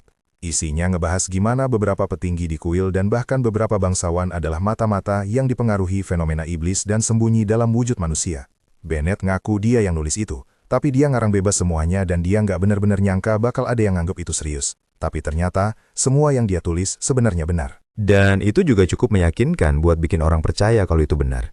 Jadi buat mastiin Bennett nggak bisa nyebarin kebenaran lagi, dia dihukum jadi pahlawan. Balik ke masa sekarang, Bennett berhasil ngeyakinin komandan buat nurutin semua tuntutannya. Tapi Bennett malah kejebak tugas buat nyelamatin Tayla kalau dia dalam bahaya. Dan ngingat betapa lemah fisiknya, itu jelas nggak bakal berjalan mulus. Di sisi lain, bala bantuan yang diminta Xilau udah disetujui, dan Sarte udah balik ke unit. Tapi dia itu agak gila dan nggak bisa ditebak, jadi Gata nggak terlalu senang harus kerja bareng dia lagi. Sementara itu, kita lihat Sarte di luar lagi taruhan di sebuah permainan, dan orang yang jadi lawannya kayaknya menang, tapi Sarte nuduh dia curang. Sarte rupanya punya penglihatan dan indera yang bagus banget, jadi dia tahu dia benar soal orang itu curang. Tapi si orang itu nolak ngaku kalau dia udah ketahuan, dan nyoba ngancam Sarte buat ninggalin duitnya. Sayangnya, Sarte nggak nerima ancaman dengan baik dan motong tangan orang itu sebagai hukuman karena udah curang. Sebelum Taf menjadi seorang pahlawan, dulunya dia adalah pembunuh bayaran yang dibesarkan oleh sebuah ordo religius. Biasanya, ordo ini menggunakan segala macam taktik manipulasi dan penyiksaan buat mengubah anggota mereka jadi mesin pembunuh tanpa pikiran. Tapi masalahnya, dari sananya si Taf ini memang sudah kosong pikirannya, jadi metode cuci otak mereka nggak terlalu ngefek ke dia. Dia benar-benar nggak punya konsep moralitas di luar dirinya sendiri dan orang-orang yang dia pedulikan. Jadi dia cuma keliling membunuh siapa saja semaunya kapanpun ordo menyuruhnya. Petugas yang bertanggung jawab atas hukuman Taf sebenarnya agak kasihan sama dia, karena sebagian besar pembunuhan itu dilakukan atas perintah Ordo, dan kerajaan tahu betul betapa brutalnya Ordo tersebut. Tapi tetap saja, Taf yang melakukan kejahatan itu, jadi dia harus dihukum. Sang senator bertanya padanya, apakah dia takut dengan apa yang mungkin terjadi? Karena kasus berikutnya di sini mungkin bakal bikin dia dipenjara seumur hidup, sementara kemungkinan terburuknya dia bakal dijatuhi hukuman mati. Dan Taf mengakui kalau dia benar-benar ketakutan setengah mati. Tapi dia tahu kalau rasa takut nggak bakal menolongnya di situasi ini. Jadi dia cuma mencoba menikmati momen yang ada. Tepat saat itu, hakim lain masuk dan bertanya ke Taf bagaimana cara dia memilih korbannya saat waktunya membunuh tiba. Taf mengaku kalau biasanya dia diperintahkan untuk membunuh seseorang, tapi seringkali setelah mengamati targetnya agak lama, dia mulai merasa terikat secara emosional. Di titik itu, dia bakal merasa nggak enak kalau harus membunuh orang tersebut. Jadi sebagai gantinya, dia malah membunuh orang lain yang sama sekali nggak ada hubungannya, dan menganggap tugasnya selesai. Sang hakim mendengarkan dengan saksama, dan sambil tersenyum, dia memberitahu Taf bahwa nasib seperti kematian itu terlalu ringan buat orang sepertinya. Mendengar hal ini bikin Taf agak panik, karena dia benar-benar nggak mau tahu rasanya nasib yang lebih buruk dari kematian. Jadi dia mulai bertanya, apa boleh dia terima hukuman mati saja biar urusannya kelar. Tapi sudah terlambat, karena hakim kedua memberitahunya bahwa dia bakal dijatuhi hukuman untuk menjadi seorang pahlawan. Kembali ke masa kini. Kelompok itu sedang berjalan menuju lokasi pertahanan terakhir mereka. Tapi sementara yang lain lebih suka jalan dalam diam, Tef malah sibuk menceritakan kisah hidupnya untuk yang ke-7 kalinya berturut-turut. Ajaib banget dia belum gila mengingat sudah berapa kali dia mati. Tapi ya memang dari awalnya dia nggak punya banyak pikiran sih. Zailo menoleh ke arah Taf dan menyuruhnya diam sebelum dia memasang berangus di mulutnya. Salah satu dari sekian banyak kekurangan Taf, selain kebodohannya, adalah fakta bahwa dia benar-benar nggak tahu kapan harus berhenti ngomong. Itulah kenapa Dot dan yang lainnya benci banget harus kerja bareng dia. Meski begitu, Taf sepertinya menaruh rasa hormat yang besar pada Zailo, jadi dia berusaha sebaik mungkin mendengarkan perintah Zailo dan gak bikin dia marah. Saat mereka melangkah maju, kelompok itu segera melihat Raja Iblis yang akan mereka hadapi, dan posisinya jauh lebih dekat dari yang mereka perkirakan. Kalau begini terus, makhluk itu bahkan sampai ke benteng sebelum malam tiba, jadi mereka harus siap-siap buat bertempur. Zailo bertanya pada Kivia berapa banyak prajurit yang mereka miliki di pihak mereka, dan Kivia bilang ada sekitar 50 prajurit terpercaya yang siap sedia, tapi Zailo merasa itu nggak bakal cukup. Untungnya, Benitim berhasil merekrut sekumpulan tahanan buat membantu misi ini, tapi hal ini bikin Kivia agak khawatir, karena dia nggak ingat pernah dengar soal narapidana yang dilibatkan dalam misi ini. Zailo menjelaskan kalau tim Benitim pada dasarnya menyuap beberapa penjaga buat mendapatkan kendali atas sekelompok narapidana hukuman mati. Dan karena mereka toh bakal dieksekusi juga, Benitim bebas melakukan apa saja yang dia mau dengan mereka. Tepat saat itu, Dot melihat beberapa iblis berlari mendahului gerombolan lainnya, dan Taf berasumsi kalau itu pasti para pengintai iblis. Jadi dia melihatnya dan mengidentifikasi beberapa iblis anjing di dalam hutan. Kivia kaget banget, Taf bisa melihat iblis sejauh itu tanpa pakai teropong. Tapi Zailo memberitahu dia kalau hal segini sih normal buat Taf, karena penglihatannya jauh melampaui apa yang mungkin dilakukan manusia biasa. Silo bertanya ke Taf apa dia bisa menjatuhkan mereka dari sini, dan Taf setuju buat mencoba, tapi dia bilang dia nggak bisa menjamin bakal kena sasaran. Taf kemudian mengurahkan tombak sihir khusus dan membidik anjing itu sebelum melepaskan tembakan dan meledakkan kepalanya. Taf bangga banget sama dirinya sendiri karena berhasil menembak tepat sasaran, tapi Dot mengingatkan dia kalau masih ada lebih banyak anjing yang harus diurus, jadi dia harus tetap fokus. Kivia bertanya pada Xio, apa benar-benar nggak apa-apa menyerahkan ini ke dua orang itu, dan Silo bilang seharusnya nggak ada masalah. Soalnya kemampuan menembak jitu Taf itu bagus banget, sampai-sampai Zailo belum pernah melihat orang itu meleset sekalipun. Dia cukup yakin kalau Taf bakal bisa menghabisi sebagian besar pengintai. jadi sekarang yang tersisa hanyalah memasang perangkap. Kivia terkejut melihat Silo bisa begitu tenang, padahal ini adalah pertempuran yang mustahil dimenangkan. Tapi Silo bilang dia cuma nggak mau memberikan kepuasan pada para atasan yang meremehkannya dengan melihat dia mati. Selain itu, dia harus sukses di sini buat membuktikan kegunaannya pada Kivia. Kalau nggak, cepat atau lambat, dia bakal jadi bahan bedah mayat. Kivia sudah mendengar banyak rumor tentang Silo. Sebagian besar tentang dia yang begitu haus akan kejayaan sampai tega membahayakan rekan-rekannya sendiri. Tapi kelihatannya rumor-rumor itu salah besar. Silo tertawa dan bertanya apa Kivia seorang bangsawan, karena cuma mereka yang menyebarkan rumor semacam itu tentang dirinya. Tapi Kivia bilang, dia bukan bangsawan. Silo terang-terangan nggak percaya sama dia, karena nggak mungkin para atasan bakal membiarkan rakyat jelata menjadi komandan kesatria. Tapi Kivio juga nggak pernah bilang kalau dia rakyat jelata. Dia menjelaskan kalau ayahnya adalah imam besar gereja, dan Silo syok berat mendengarnya, karena imam besar itu bisa dibilang pejabat dengan pangkat tertinggi di dalam gereja, jadi dia orang yang sangat penting. Tepat saat itu, Taff memberitahu Silo kalau dia sudah selesai mengurus anjing-anjing itu, jadi Silo menyuruh dia dan Dot buat menunggu dalam posisi siaga di sini sementara dia pergi mengurus urusan lain. Silo dan Kivia kemudian kembali ke benteng, dan saat mereka mendekati gerbang, mereka malah berpapasan dengan Komandan Ordo Ksatria ke-9 dan dewinya, Palmari. Hort terkejut karena Kivia berniat untuk tetap tinggal di benteng, alih-alih pergi meninggalkan para pahlawan terhukum itu untuk mati. Dia nggak paham kenapa Kivia menaruh begitu banyak kepercayaan pada mereka, dan dia pikir itu keputusan bodoh, tapi dia tetap berdoa demi keselamatan Kivia. Namun dia sama sekali nggak punya rasa hormat pada Silo dan menyuruh Palmari buat jaga jarak darinya, karena kamu nggak pernah tahu kapan dia mungkin memutuskan buat membunuh Dewi lagi. Hal ini bikin Silo kesel, tapi dia tahu berdebat nggak bakal menghasilkan apa-apa. Jadi dia memutuskan buat membiarkannya sebelum ada omongan lain yang keluar. Palmari angkat bicara dan bertanya pada Hort, apakah menurutnya dia berguna selama misi sebelumnya. Hort bilang padanya kalau dia benar-benar sempurna dan menepuk kepalanya sebagai hadiah. Tapi karena sekarang nggak ada lagi yang bisa dia lakukan di sini, dia menyuruh anggota timnya buat bersiap pergi, dan mereka semua berjalan melewati Silo dan Kivia. Silo dan Kivia kemudian berjalan masuk ke dalam benteng, di mana tak terhitung banyaknya tong anggur telah disiapkan. Taff bertanya, buat apa semua anggur ini? Jadi Silo menjelaskan kalau mereka bakal meledakkan semuanya saat para iblis sampai di sini. Dan setelah itu Palmari akan meracuni Raja Iblis berulang kali sampai dia mati. Taff menyadari kalau ini artinya mereka dipaksa buat mati, dan fakta bahwa dia cuma dijadikan bidak catur bikin dia marah banget, jadi dia memutuskan buat melampiaskan emosinya. Dengan dalih bela diri yang sangat sah, dia memprovokasi salah satu ksatria di dekatnya buat mengajaknya berantem. Dan begitu ksatria itu menyentuh Taff, dia langsung mengeluarkan pisaunya dan hampir saja menggorok leher orang itu.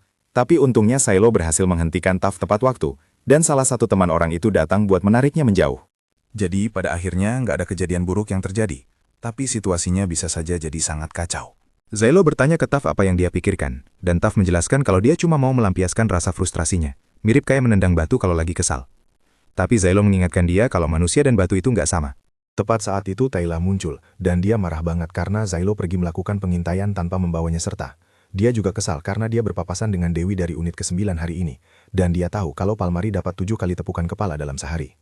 Sementara itu, Silo belum memberinya satu pun tepukan kepala sejak hari dia dibangkitkan. Dia mulai mencoba menawar setidaknya 3 tepukan sehari dari Silo. Tapi Silo tetap sama sekali nggak tertarik dan mengabaikannya, yang bikin Tayla ngambek parah. Tiba-tiba seorang penjaga muncul buat memberitahu Kivia bahwa sekelompok pria baru saja tiba di gerbang belakang, dan mereka semua sepertinya mencari Silo. Silo nggak paham apa yang terjadi, karena dia nggak bisa membayangkan ada orang yang bakal datang mencarinya di sini. Tapi saat dia pergi menemui para pria itu, dia sadar kalau mereka adalah para penambang yang dia selamatkan dari gua. Mereka bilang kalau mereka semua ingin membantu dengan cara apapun yang mereka bisa. Tapi Silo enggan menerima bantuan mereka karena dia nggak mau menempatkan mereka dalam bahaya. Dia menyuruh mereka buat pulang saja ke keluarga mereka sebelum terlambat. Tapi para pria itu menjelaskan kalau mereka ada di sini bukan semata-mata karena rasa terima kasih. Setelah tambang itu terinfeksi, desa mereka menderita kerugian besar. Dan kalau misi ini gagal, maka hal yang sama bakal terulang lagi. Jadi mereka ingin melakukan segala yang mereka bisa buat membantu. Silo baru saja mau menolak mereka lagi, tapi King tiba-tiba muncul dan dengan senang hati menyambut bantuan para penambang. Silo mencoba membujuknya agar nggak bikin keputusan gegabah, karena orang-orang ini nggak cocok buat bertempur. Tapi King memang nggak punya niat buat mengorbankan mereka di medan perang. Sebaliknya, dia punya cara yang jauh lebih efektif bagi mereka buat membantu. Dia menjelaskan bahwa meskipun segel suci itu rumit, selama dia membuat cetak biru untuk mereka ikuti, para penambang seharusnya bisa memahat segel sebanyak yang diperlukan buat meningkatkan pertahanan benteng. King berhasil bikin para pria itu sangat termotivasi. Jadi Silo memutuskan buat membiarkan mereka melakukan apa yang mereka mau untuk saat ini. Beberapa jam kemudian, semua persiapan pertempuran sudah selesai.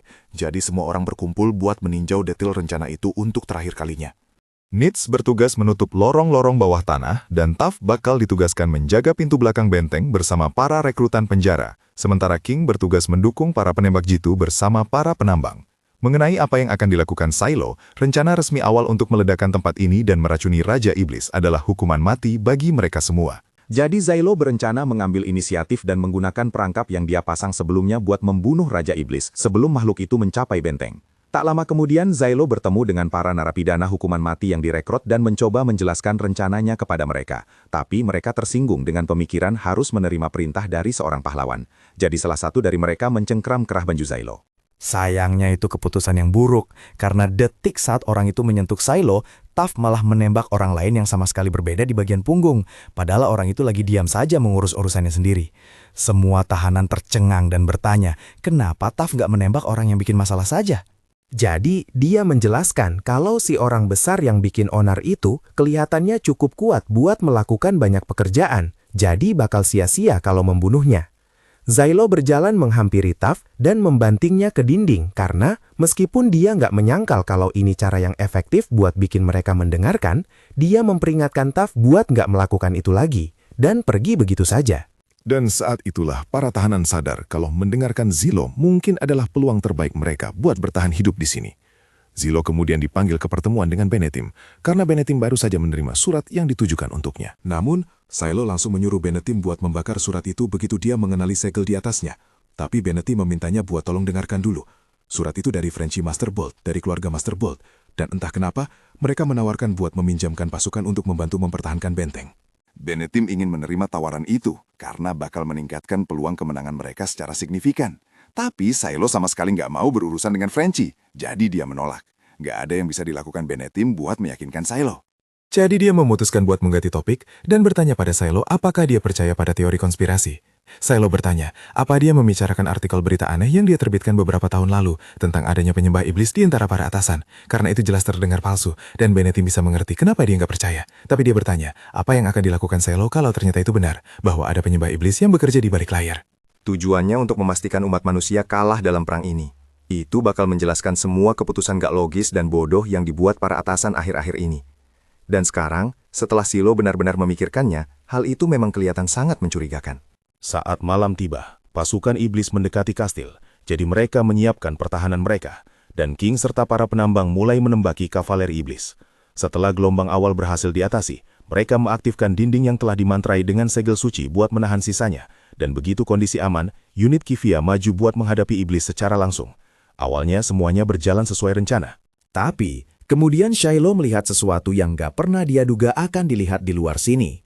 Ada sekelompok manusia yang menunggangi kuda-kuda iblis, dan mereka mulai menembakkan panah api ke dalam benteng.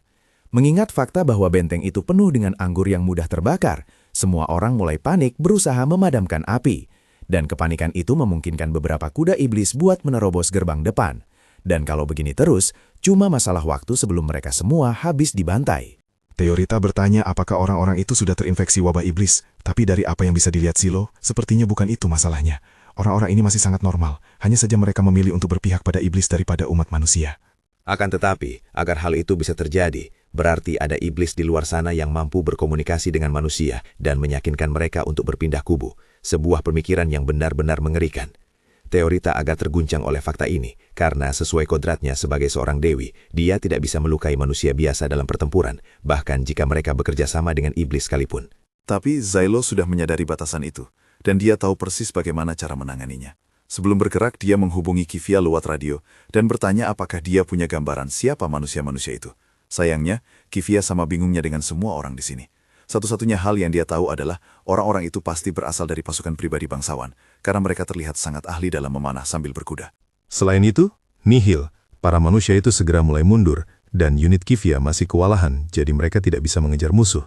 Jadi, Silo menggunakan teleskopnya untuk melacak kemana mereka pergi. dan menyadari bahwa mereka menuju langsung ke lorong bawah tanah. Untungnya, Silo sudah mengirim Tatsuya ke sana bersama beberapa kesatria untuk menjaga titik masuk, dan Benetim juga ada di sana. Tapi jujur saja, Benetim sepertinya tidak akan banyak membantu. Kembali ke permukaan, Taf memberitahu Keing bahwa dia mungkin harus segera mundur, karena gerbang depan tidak akan bertahan lebih lama lagi.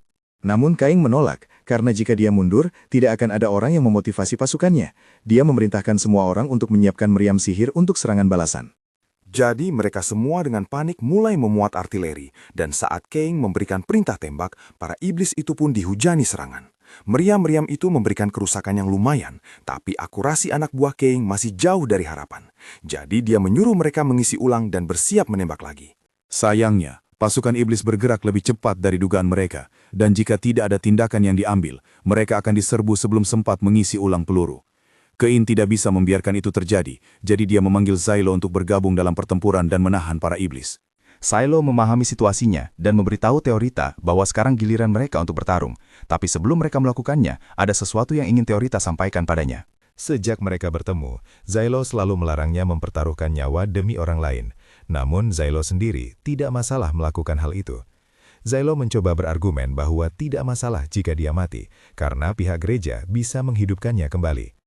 Tapi Teorita yakin bahwa meskipun Silo tidak bisa dibangkitkan, dia akan tetap mempertaruhkan nyawanya. Karena sama seperti dirinya, Silo menemukan tujuan hidup dengan berkorban demi orang lain. Dan ketika Silo bilang dia membenci sifat Dewi yang suka menyenangkan orang lain, itu karena jauh di lubuk hatinya, sifat itu mengingatkannya pada dirinya sendiri. Silo ingin membantah, tapi dia tidak bisa memikirkan kata-kata yang pas karena dia tahu Teorita benar. Tapi tepat saat itu, dia melihat Raja Iblis di Cakrawala. Jadi dia memotong pembicaraan itu dan memberitahu Teorita bahwa sudah waktunya mereka bekerja. Sementara itu, di lorong bawah tanah, manusia yang berpihak pada iblis mulai mendekati tim pertahanan dan para prajurit mulai panik karena jumlah musuh terlalu banyak untuk dikalahkan dengan jumlah mereka yang sedikit.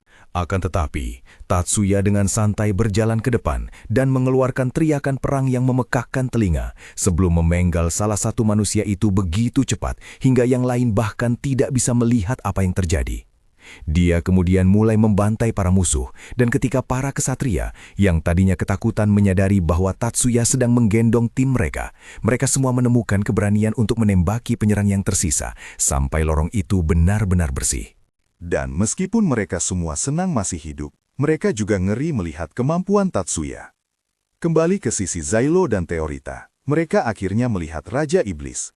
Jadi sudah waktunya bagi mereka untuk melancarkan serangan. Silo ingin menghemat energi Teorita, jadi dia memilih untuk memutar jalan daripada bertarung langsung melawannya. Teorita mengerti rencananya dan menciptakan pedang untuk Silo, yang langsung dia lemparkan ke monster terdekat, menyebabkan ledakan besar. Teorita sudah sangat ahli memprediksi apa yang dibutuhkan Silo, jadi ketika 3 monster katak mencoba menyelinap ke arah mereka, dia segera memunculkan cukup banyak pedang bagi Silo untuk menghabisi mereka, tanpa perlu mengucapkan sepatah kata pun. Namun ada terlalu banyak monster di area ini, dan Silo tidak ingin terus membuang energi untuk meledakkan mereka. Jadi dia meraih Teorita dan bersiap untuk melompat pergi. Sayangnya, tepat sebelum dia bisa meninggalkan tanah, kakinya tiba-tiba dicengkeram oleh cacing yang sudah menjadi iblis, membuatnya terperangkap di tempat itu. Teorita menawarkan diri untuk menggunakan kekuatannya demi membebaskan Silo segera, tapi Silo menyuruhnya berhenti karena dia perlu menyimpan energinya untuk mengalahkan Raja Iblis. Situasinya terlihat buruk karena para iblis mulai mengepung lokasi Silo, dan dia tidak tahu harus berbuat apa. Tepat ketika keadaan tampak tanpa harapan, para iblis mendengar suara pasukan kecil yang mendekat dengan kuda, dan itu mengalihkan perhatian mereka cukup lama bagi Silo untuk membebaskan diri dari cengkraman cacing tersebut. Silo melompat pergi dengan Teorita di bahunya saat mereka terbang menuju Raja Iblis. Teorita bertanya pada Silo apakah dia tahu milik siapa pasukan itu dan mengapa mereka ada di sini. Meskipun Silo tahu persis siapa orang-orang itu, dia sama sekali tidak senang melihat mereka. Begitu mendarat, dia memanggil Benetim untuk meminta penjelasan, karena dia secara eksplisit menyuruhnya untuk tidak menerima bantuan dari orang-orang itu. Benetim tahu Silo sedang marah sekarang, tapi mereka sangat membutuhkan bala bantuan. Dan jujur saja, Silo juga ikut bersalah di sini, karena dialah yang memilih untuk mempercayai seorang penipu untuk mengikuti instruksi.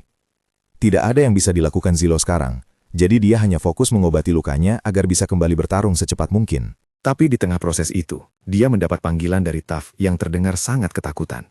Shiloh menoleh dan melihat Taf sedang dikejar oleh sekelompok tentara bayaran, dan dia tidak mengerti bagaimana ini bisa terjadi, karena dia meminta Taf untuk pergi menyewa tentara bayaran tersebut. Taf mengingatkan Shiloh bahwa instruksinya adalah mencuri sejumlah uang, lalu menggunakan uang itu untuk menyewa tentara bayaran guna mempertahankan benteng. Tapi Taf berpikir akan lebih efisien jika mencuri uangnya langsung dari para tentara bayaran itu sendiri. Sayangnya, para tentara bayaran itu sepertinya benar-benar tidak suka dengan ide tersebut. Shiloh kesal karena Taf mengacau begitu parah, tapi setidaknya dengan banyaknya orang di medan perang membuat Raja Iblis cukup bingung hingga menciptakan celah bagi Shiloh dan Teorita, jadi dia berencana memanfaatkannya sepenuhnya. Saat Raja Iblis masih teralihkan, Shiloh melompat tepat ke atasnya, dan begitu dia dan Teorita berada di posisi, Teorita menggunakan kekuatannya untuk memanggil pedang raksasa guna menembus tubuh Raja Iblis. Pedang itu tidak akan cukup untuk membunuh Raja Iblis. Tapi itu tidak masalah, karena tujuannya di sini hanyalah untuk menarik perhatiannya. Beberapa saat kemudian, Shiloh dan Teorita menuju ke hutan, di mana beberapa perangkat sihir telah disiapkan dan dikubur sebelumnya. Shiloh mengaktifkan semuanya tepat sebelum Raja Iblis tiba. Dan saat makhluk itu menerjang ke arahnya, ia jatuh terjerembab ke dalam perangkap. Sebuah lubang amblas muncul di bawah Raja Iblis sebagai akibatnya. Dan dengan tanah yang luntuh, ia tidak bisa memanjat keluar dari lubang itu. Jadi, saat makhluk itu terjebak, Teorita langsung memanggil beberapa pedang raksasa di atasnya. Ketika pedang-pedang Teorita menembus tubuh Raja Iblis, makhluk itu mencoba menghentikannya dengan mengorupsi bilah pedangnya. Tapi Teorita mendorong balik dan memaksakan pedang-pedang itu masuk, memberikan kerusakan besar pada Raja Iblis. Di akhir serangannya, Raja Iblis terbaring tak bergerak di dasar lubang, dan Teorita jelas kelelahan. Maka Shiloh menyuruhnya istirahat sebentar di sini, sementara dia pergi memanggil Dewi Racun untuk menghabisi Raja Iblis. Dia jujur saja cukup kesal dengan fakta bahwa para atasan berniat mengorbankan mereka bersama benteng tersebut, padahal semudah ini untuk mengalahkan Raja Iblis. Tentu, makhluk itu masih hidup, tapi dengan luka separah ini, tidak mungkin dia bisa menggerakkan satu otot pun. Penilaian Shiloh terhadap situasi itu benar, namun dia gagal mempertimbangkan fakta bahwa Raja Iblis mampu memisahkan diri dari tubuh utamanya. Jadi ketika sebuah mata baru terbuka, makhluk itu menembakkan puluhan duri ke udara. Shiloh memperingatkan Teorita untuk segera berlindung, tapi dia tidak mampu bereaksi tepat waktu. Jadi Shiloh terpaksa berlari untuk melindunginya, dan akhirnya menerima tusukan duri di punggungnya. Sementara itu, Raja Iblis bersiap untuk menyerang sekali lagi. Situasi di sini buruk, tapi lebih parah lagi di benteng, karena tempat itu hampir sepenuhnya dilalap api dan dibanjiri monster. Kang memerintahkan semua orang untuk mundur sekarang juga, karena dia tidak ingin ada korban lagi. Tapi evakuasi bukanlah pilihan saat ini, karena satu-satunya rute pelarian sedang dikerumuni oleh iblis. Kembali ke Shiloh dan Teorita. Teorita bergegas ke arah Shiloh untuk memeriksa apakah dia baik-baik saja, tapi Shiloh hanya menyuruhnya pergi dari sini selagi masih bisa. Teorita mungkin ingin terus bertarung, tapi Shiloh bisa melihat bahwa dia sudah mencapai batasnya, dan jika dia menggunakan kekuatannya lagi, mungkin akan ada efek samping yang serius. Shiloh mengakui bahwa Teorita benar sebelumnya ketika dia bilang Shiloh menemukan tujuan dengan menjadi berguna bagi orang lain. Dia ingin memenangkan pertempuran, dia ingin orang-orang menganggapnya keren, dia ingin bisa melakukan aura fam. Dan meskipun dia tahu keinginannya itu egois dan bodoh, dia tetap memilih untuk mengikutinya. Tapi dia tidak ingin menyeret Teorita jatuh bersamanya. Teorita berdiri di samping Shiloh dan memberitahunya bahwa, terlepas dari bagaimana perasaannya, dia akan bertarung di sisinya apapun yang terjadi. Karena bagaimanapun juga, dia adalah Dewi Agungnya. Dia memberitahu Shiloh bahwa, jika dia benar-benar ingin Teorita selamat, maka yang perlu dia lakukan hanyalah memastikan mereka menang. Dan Shiloh tampak setuju dengan itu. Jadi Shiloh menyuruhnya bersiap untuk memenangkan pertarungan ini, apapun yang terjadi. Saat Raja Iblis pecah menjadi bentuk terbang yang lebih kecil, Teorita melepas jubahnya dan memberitahu Shiloh bahwa dia akan membuatkan pedang khusus untuknya. Shiloh bertanya, apakah pedang itu akan cukup kuat untuk mengalahkan monster yang hampir abadi? Jadi Teorita menjelaskan bahwa dia akan memanggil pedang suci dan hampir tidak ada yang tidak bisa dihancurkannya. Tapi dia tidak akan bisa membuatnya bertahan lama. Jadi Shiloh sebaiknya tidak meleset. Raja Iblis mencoba menggunakan tentakelnya untuk menghentikan Shiloh dan berhasil menusuk dada Shiloh. Tapi berkat tembakan perlindungan dari Taf dan Solve, Shiloh mampu meraih pedang suci itu, dan saat Raja Iblis menerjang ke arahnya, dia membiarkan makhluk itu menggigit lengannya sebagai umpan sebelum menusuk tepat di matanya dengan pedang suci. Dia ingat bahwa Teorita memberitahunya tidak ada yang tidak bisa dihancurkan pedang ini, dan saat dia memutar bilahnya di dalam tubuh Raja Iblis, makhluk itu langsung hancur lebur, seolah-olah tidak pernah ada sejak awal. Pedang suci itu segera hancur menjadi debu, dan kelelahan Teorita akhirnya menyusulnya, menyebabkannya jatuh terkulai. Silo berhasil menangkapnya, tapi kondisinya sendiri juga tidak baik, jadi dia pun segera pingsan. Saat Silo membuka matanya lagi, dia mendapati dirinya berada di ruang perawatan dengan seorang anggota gereja duduk di samping tempat tidurnya. Dia tidak tahu siapa orang ini. Pria itu berkata dia telah bersusah payah menambal Silo agar dia tidak perlu masuk ke bengkel perbaikan. Silo menyuruh orang itu pergi karena dia tidak mempercayai orang-orang dari gereja. Dan pria itu setuju. Tapi sebelum pergi, dia memberitahu Silo bahwa usahanya tidak luput dari perhatian. Banyak warga sipil dan bahkan beberapa pejabat tinggi mulai memandangnya secara positif akhir-akhir ini. Dan Silo senang diakui. Tapi Silo tidak ingin menerima pujian dari pihak gereja. Jadi dia menyuruh pria itu sekali lagi untuk pergi.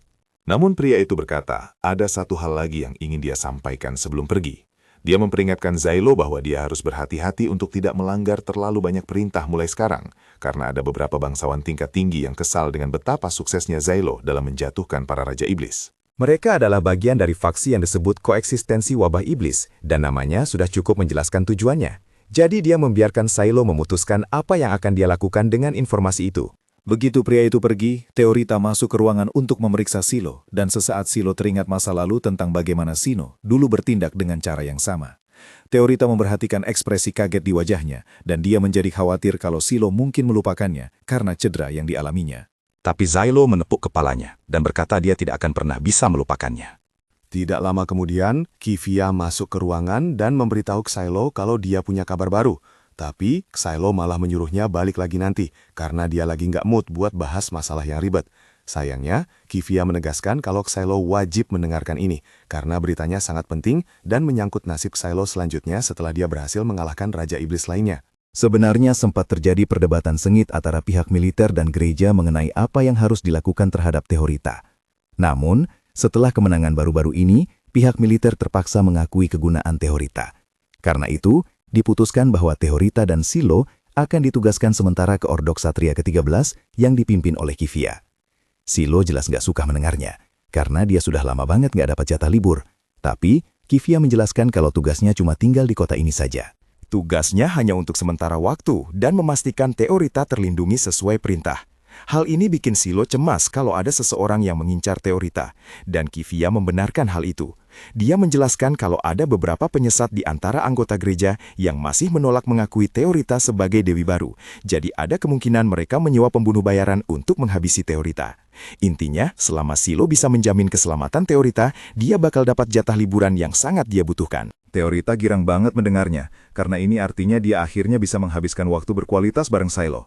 Beberapa jam kemudian, Silo sedang asik membaca salah satu bukunya, sementara Teorita tertidur di sampingnya. Tapi tiba-tiba, seorang cowok bernama Jace masuk mencari dia. Jace ini adalah salah satu pahlawan lain, dan dia dengar kalau Silo sudah mengalahkan 3 Raja Iblis. Memang hebat sih. Tapi Jace bilang dia nggak akan menghitung 2 kemenangan pertama, karena menurutnya Silo dapat banyak bantuan dari Tata dan rekan-rekannya. Sedangkan Jace sendiri secara pribadi sudah mengalahkan 2 Raja Iblis sejak pertemuan terakhir mereka. Jadi dengan bangga dia mengumumkan kalau dia unggul dalam taruhan mereka dengan skor 2-1. Silo bertanya, apa Jace yakin dia benar-benar mengalahkan 2 Raja Iblis sendirian? Karena seingat Silo, Rino ditugaskan bersamanya. Tapi Jace bilang kalau Rino sama sekali nggak membantu. Malah katanya, Rino akhirnya terlalu banyak membangkang perintah dan dikirim ke ruang hukuman. Jace kemudian mulai menyombongkan diri ke Silo soal betapa jauh lebih hebatnya dia. Tapi Teorita tersinggung dan menegur Jace kalau dia nggak boleh merendahkan Silo seperti itu.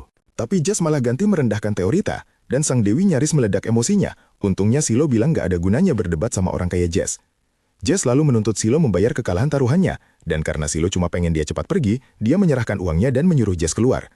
Setelah Jace pergi, Teorita bertanya apa masalah orang itu. Jadi Silo menjelaskan kalau Jace adalah dragun di tim mereka, dan dia pernah tertangkap basah. Dia ditangkap karena menanam dan menjual zat ilegal untuk naga. Tapi kejahatan utamanya sebenarnya adalah tuduhan pemberontakan, ketika dia mencoba membebaskan semua naga milik kerajaan, padahal sudah diperintahkan untuk tidak melakukannya. Biasanya orang bakal dihentikan dalam sehari, tapi Jace berasal dari keluarga bangsawan yang kuat, dan para naga entah kenapa sangat menyukainya, jadi dia sempat bikin kerusakan yang lumayan parah sebelum akhirnya tertangkap. Beberapa saat kemudian, Benetim dengan gugup mengintip dari balik pintu untuk mengecek Silo. Dan begitu Silo melihatnya, dia langsung bangun dari tempat tidur dan melempar Benetim ke dinding. Silo marah besar karena Benetim lancang menerima bantuan dari pasukan Mustable, padahal Silo sudah secara tegas melarangnya. Tapi Benetim membela diri dengan bilang kalau keadaan bakal berakhir jauh lebih buruk kalau pasukan Mustable nggak muncul sebagai bala bantuan. Zylo nggak bisa menyangkal itu, tapi dia tetap kesal karena dia tahu Benetim pasti menyembunyikan sesuatu darinya. Awalnya Benetim mengelak, tapi setelah diancam, dia akhirnya mengaku kalau Frenchy memang minta bertemu dengan Zylo, dan Zylo sama sekali nggak senang mendengarnya. Teorita nggak tahu apa yang sedang terjadi, jadi dia bertanya ke Zylo siapa itu Frenchy, dan Zylo mengungkapkan kalau Frenchy adalah mantan tunangannya.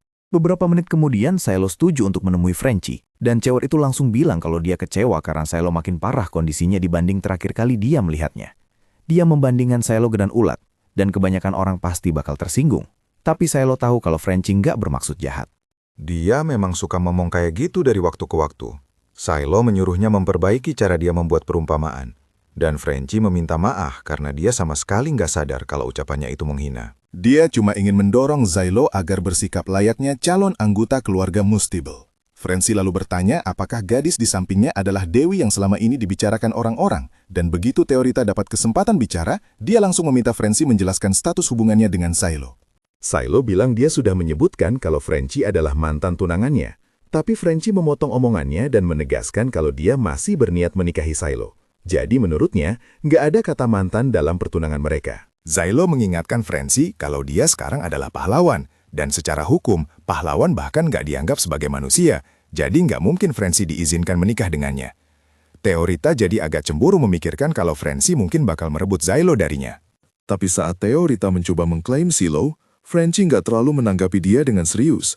Malah, dia menyamakan situasi ini dengan saat peliharaan ayahnya terobsesi pada Silo, tapi benci banget sama dia. Teorita tersinggung karena Frenchy baru saja menyamakan dia dengan hewan peliharaan, tapi Frenchy mengabaikannya dan memberitahu Silo kalau dia nggak perlu khawatir soal status pahlawannya, karena Frenchy sedang mengusahakan pengampunan buat dia. Silo kaget mendengarnya, karena dia bahkan nggak menyangka kalau pengampunan itu mungkin didapatkan. Tapi Frenchy lanjut bicara dan menyebutkan kalau dia berencana tinggal di kota ini untuk beberapa waktu, dan dia nggak berniat pergi sampai berhasil melacak iblis bernama Spriggan. Silo dan Teorita terdiam setelah mendengarnya dan bertanya apa maksud Frenchy. Jadi dia menjelaskan kalau sekitar 1 bulan lalu, dia dan pasukan Night Chaser memulai misi untuk melacak Raja Iblis, tapi beberapa hari lalu seluruh pasukannya lenyap di dekat kota ini. Raja Iblis yang bertanggung jawab adalah Nonor 59, Spriggan, dan Frenchy curiga kalau iblis itu mungkin menyamar jadi manusia. Teorita nggak tahu kalau iblis bahkan mampu menyamar sebagai manusia, dan itu wajar karena itu adalah kemampuan yang langka dan menyebalkan di kalangan iblis. Itu artinya bakal berkali-kali lipat lebih susah buat melacak iblis ini, apalagi karena kemungkinan besar dia sudah masuk ke dalam kota. Jadi Frenchy memperingatkan Zylo untuk tetap waspada. Kurang lebih itu saja yang ingin dia sampaikan. Jadi dia bangkit untuk pergi. Tapi sebelum itu dia bertanya, siapa orang yang memata-matai mereka dari balik dinding itu? Ternyata, Kivia sudah menguping mereka sepanjang waktu, dan dia mencoba bikin alasan kalau dia diwajibkan mengawasi Silo. Tapi Frenchy tahu, dia bohong. Meski dia nggak mau memperbesar masalahnya, jadi dia membiarkannya begitu saja. Siangnya, Silo, Teorita, dan Kivia pergi keluar. Teorita bilang dia mau jalan-jalan karena Tata pernah bilang kalau kota ini punya banyak makanan gratis. Tapi Silo memberitahu kalau makanannya nggak gratis, Tata itu cuma nyolong. Lagi pula, mereka nggak punya waktu buat jalan-jalan, karena mereka di sini untuk memancing keluar para penyesat kuil yang mengincar Teorita. Tapi bicara soal melindungi Teorita, Silo menegaskan padanya kalau dia dilarang memberitahu siapapun soal pedang suci yang dia buat, karena kalau pihak kuil tahu dia punya kekuatan semacam itu, hidup mereka bakal jadi jauh lebih sulit. Sementara itu, Silo dan Kivia akan menemani Teorita setiap saat untuk memastikan dia aman. Tapi Silo ingin membawa 1 orang lagi untuk memastikan semua celah tertutup. Benetim sama sekali nggak berguna sebagai penjaga, jadi dia dicoret. Tata bakal malah nyolong banyak barang kalau dilepas di kota. Dan soal Blaise, dia terlalu sibuk mengurus naga-naganya. Jadi satu-satunya pilihan yang tersisa adalah Zaf, meskipun Shiloh benar-benar nggak suka fakta kalau Zaf nggak bisa diem. Zaf terus-terusan ngoceh soal betapa kacaunya organisasi Wen Musa. Mereka menyebut diri mereka ordo religius, tapi aslinya jahat murni. Mereka melakukan pengorbanan manusia, mempersembahkan anak-anak ke dewa, lalu meminum darah anak-anak itu. Tapi kan nggak mungkin hal kayak gitu kejadian di dunia nyata, ya kan? Ya, berhubung mereka sudah di sini. Teorita meminta Silo untuk memilihkan souvenir demi mengenang jalan-jalan sungguhan pertama mereka, dan Silo setuju. Sementara Teorita sibuk melihat-lihat barang yang ada, Silo bertanya ke Zaf apakah dia punya gambaran apa yang bakal dilakukan pembunuh bayaran buat mendekati Teorita di tempat seperti ini. Zaf menjelaskan kalau ada kemungkinan mereka mencoba membaur dengan kerumunan dan menggorok leher Teorita saat berpapasan, jadi itu hal yang perlu mereka waspadai. Tepat saat itu, Teorita berteriak kalau dia mau Xylo lebih memperhatikannya, dan Xylo nggak mau bikin dia ngambek. Jadi dia kembali belanja barang Teorita, sampai akhirnya dia menemukan sebuah lapak senjata. Awalnya dia pikir ide buruk membelikan pisau buat Teorita karena berbahaya. Tapi Teorita bilang kalau Xylo mengajarinya cara pakai dengan benar, harusnya dia bakal aman-aman saja. Teorita ada benarnya juga. Jadi Xylo setuju membelikan pisau itu buat dia. Tapi saat dia sedang menyarungkan pisau itu, dia melihat pantulan dua orang yang kelihatan jahat di belakangnya. Dan sesaat kemudian, salah satu dari mereka mencoba menikam punggung Teorita. Tapi Kivia sudah siap menghadapi itu dan menebas tangan orang itu dalam sekejap. Dan selagi Kivia melakukan itu, Zaf dengan santainya menggorok leher orang satunya lagi. Tapi masih ada lebih banyak musuh yang datang. Jadi Kivia menyuruh Zilo membawa Teorita dan lari, sementara mereka menangani sisanya. Zilo dan Teorita dengan cepat menerobos gang, dan beberapa saat kemudian Kivia dan Zaf menyusul mereka. Tapi mereka bisa merasakan ada yang gak beres. Kivia menempatkan banyak satria di area ini sebagai bala bantuan, kalau ada serangan terhadap Teorita. Tapi sekarang gak ada satupun kesatria di area itu, dan Kivia khawatir sesuatu mungkin telah terjadi pada mereka. Zaf meyakinkan Kivia kalau kesatria-kesatrianya mungkin baik-baik saja, karena orang-orang yang baru saja menyerang tadi bukan pembunuh dari order religius. Dia bisa tahu karena mereka nggak punya pelatihan sungguhan. Tapi kalau begitu kasusnya, berarti mereka pasti berhubungan dengan iblis yang menyamar jadi manusia di kota ini dan orang-orang yang mendukungnya, karena cuma kelompok itulah yang bakal diuntungkan dari kematian Teorita. Saat mereka menyadari hal ini, tiba-tiba mereka diserang oleh pembunuh lain, tapi yang satu ini jauh lebih terampil daripada yang lain, karena saat Zaf mencoba menyerangnya, lengannya malah hancur total. Zaf memperingatkan Zilo untuk hati-hati. Karena musuh yang ini punya trikotor yang disembunyikan, dan Xylo punya firasat tentang apa yang terjadi. Jadi dia menyuruh Teorita mundur, sementara dia dan Kivia menangani ini.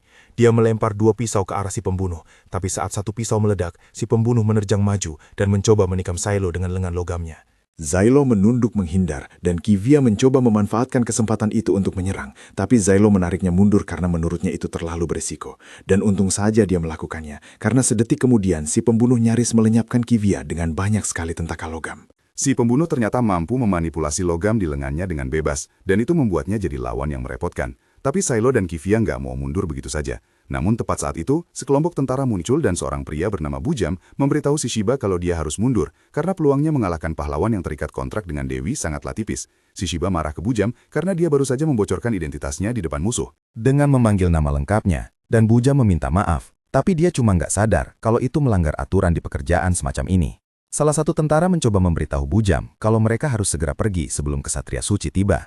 Tapi Bujam nggak suka omongannya dipotong, jadi dia memukul rahang orang itu sampai putus. Shishiba mengingatkan Bujam kalau mereka seharusnya menghindari korban jiwa yang nggak perlu. Tapi Bujam membela diri dengan menunjukkan kalau orang itu sebenarnya belum mati, jadi belum jadi korban jiwa. Ngomong-ngomong, sudah waktunya Bujam bekerja, jadi dia melompat ke udara dan mengincar Xylo. Xylo mencoba melumpuhkannya dengan pisau, tapi Bujam menghindar di udara dengan mudah dan kemudian menggunakan sesuatu yang terlihat seperti energi iblis, dia memanjangkan lengannya dan menyerang Xylo. Xylo berhasil menunduk dan membalas dengan lemparan pisau, tapi Bujam cukup cepat untuk membalas serangan balik itu dengan sebongkah lantai. Setelah keadaan agak tenang, Bujam bertanya apakah Xylo adalah pahlawan terkenal yang sudah membantai banyak raja iblis. Xylo nggak menjawab dan malah balik bertanya, apakah Bujam dulunya anggota sirkus atau semacamnya, karena nggak ada manusia normal yang harusnya bisa bergerak sehalus itu. Tapi Bujam menyangkalnya, bilang kalau dia belum pernah masuk sirkus sebelumnya. Dia lalu bertanya ke Shilo, apakah dia yang dari sirkus, dan Shilo mengakui kalau dia menghabiskan 3 tahun di sirkus dengan spesialisasi lempar pisau, yang ditanggapi Bujam dengan pujian atas kemampuan Shilo karena dia belum pernah melihat orang sebaik itu dalam hal ini. Shishiba memotong pembicaraan Bujam dan bilang kalau dia nggak seharusnya ngobrol santai sama musuh, dan Bujam minta maaf karena dia masih beradaptasi dengan semua ini. Teorita dengan hati-hati mendekati Shilo dan bertanya apakah dia mau Teorita menghujani orang ini dengan pedang. Tapi Xylo rasa itu bukan ide bagus. Karena dia tahu betapa para dewi benci menyakiti manusia. Teorita mengakui kalau memang benar dia benci gagasan menyakiti orang. Tapi entah kenapa dia nggak merasa bersalah saat berpikir untuk menghabisi Bujam. Tepat saat itu, ada hembusan angin kencang, dan Xylo tahu persis apa artinya. Jadi dia menyuruh semua orang lari mencari tempat berlindung, dan sesaat kemudian, api naga yang membakar memenuhi gang itu. Sepertinya Jace akhirnya memutuskan untuk datang membantu. Tapi saat mereka mengira api naga itu bakal cukup untuk menghabisi Bujam beserta semua penyembah iblis lainnya, yang mengejutkan mereka, dari balik kobaran api, Bujam masih berdiri tegak. Dia bilang ini adalah usaha yang sangat mendidik, tapi api naga itu memberikan kerusakan yang lumayan parah pada tubuhnya, jadi dia terpaksa mundur supaya bisa beregenerasi dengan benar. Dan melihat semua kejadian ini cukup mengkonfirmasi kalau Bujam sebenarnya adalah Raja Iblis Spriggan.